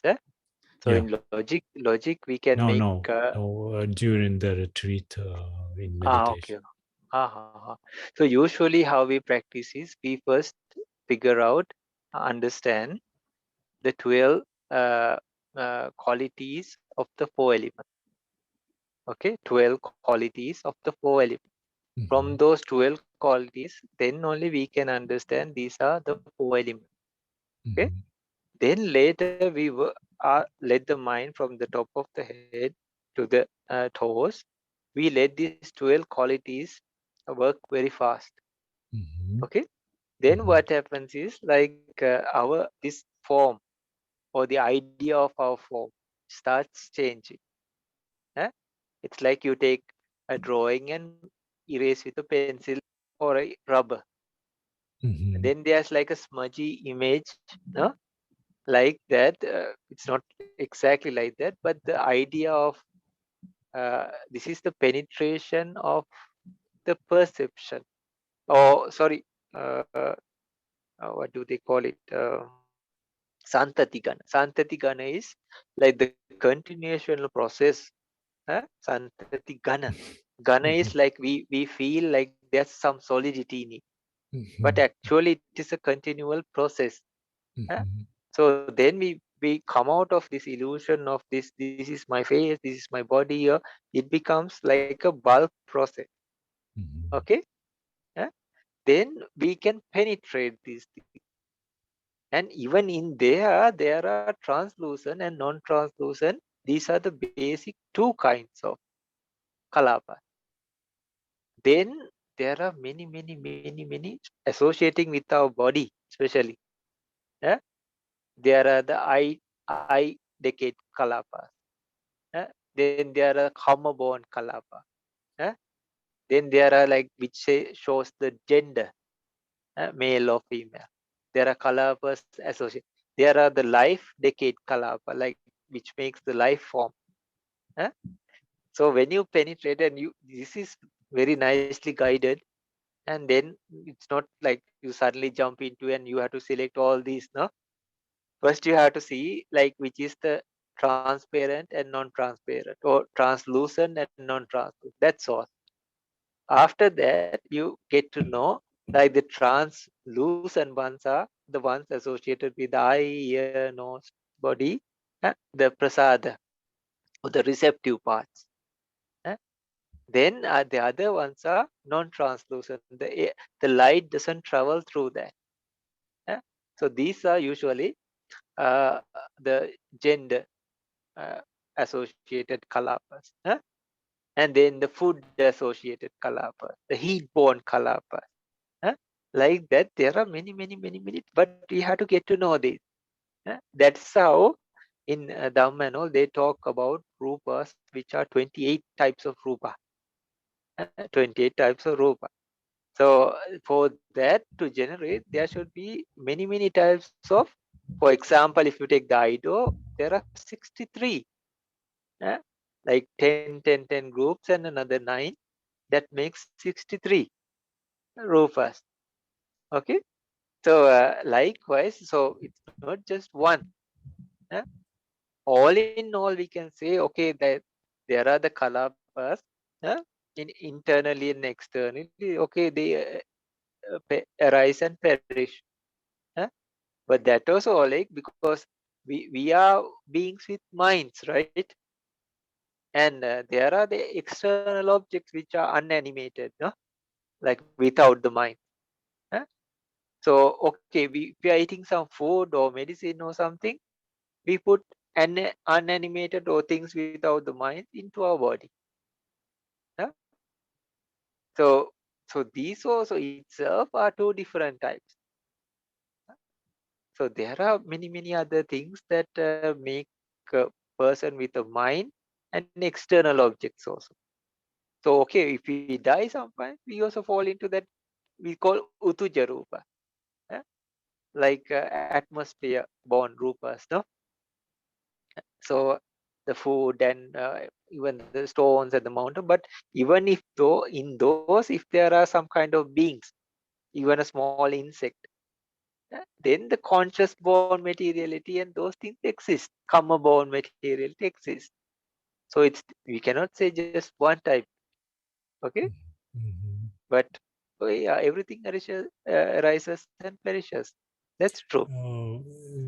As far as I understand, this person means that there is no one type. There is actually one kalapa at all, not type one, and it become rupa kalapa or mental kalapa and so on. It's just one.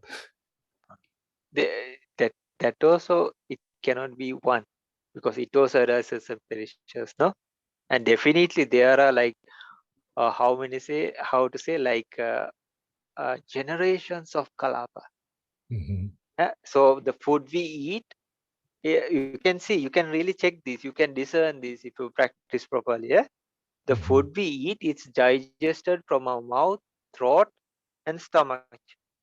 And then if you follow it, you can see generation upon generation, even going to until the eyes or the ears or the top of the head. You can follow it up. Usually 12 generations like that. It happens. Some are 3, some are 8. There are like generations that are happening. So you can follow it up. And then, like from here, then again some type of karma born or food because of our food. Then they are born like that. Then more and more kalapas are born. Some travel all around the body. Some travel around this area only. So to say simply, you can observe many kalapas at one moment in meditation. Sure. Possible. Yeah. Possible. And please tell like through proper practice. Like anybody can witness these things. And Okay. it's not like you have to jump in and see everything at once. You are slowly guided very nicely. like one type, then the other type, and then slowly, little more, until you understand all about kalapas. So that means like rupa parigraha. It's also part of vipassana knowledge. Like it is a vipassana knowledge. Rupa parigraha, arupa parigraha is knowing about the mentality or mental situations and everything, no? Chitta chetasika. But before that, a person has to do rupa parikka. Rupa parikka is discerning materiality. So this, all the kalapas and everything fall into that category because they belong to form. Okay?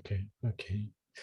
Бханте говорит, что коллаб на самом деле множество и разных типов, да, то есть к знанию коллаб человек обычно, то есть это знание випассаны, к знанию коллаб человек приходит через определенный процесс, он сначала начинает с вообще элементов, даже не с коллаб, а именно с наблюдения элементов, да, 4, а потом он это наблюдает, да, в теле, потом он начинает видеть, что вот элементы как бы составляют тело, и у него происходит как бы исчезновение иллюзии единости тела, да, то есть что это просто что-то твердое и такое, да, то есть он начинает видеть, что это просто какое-то копошение процессов.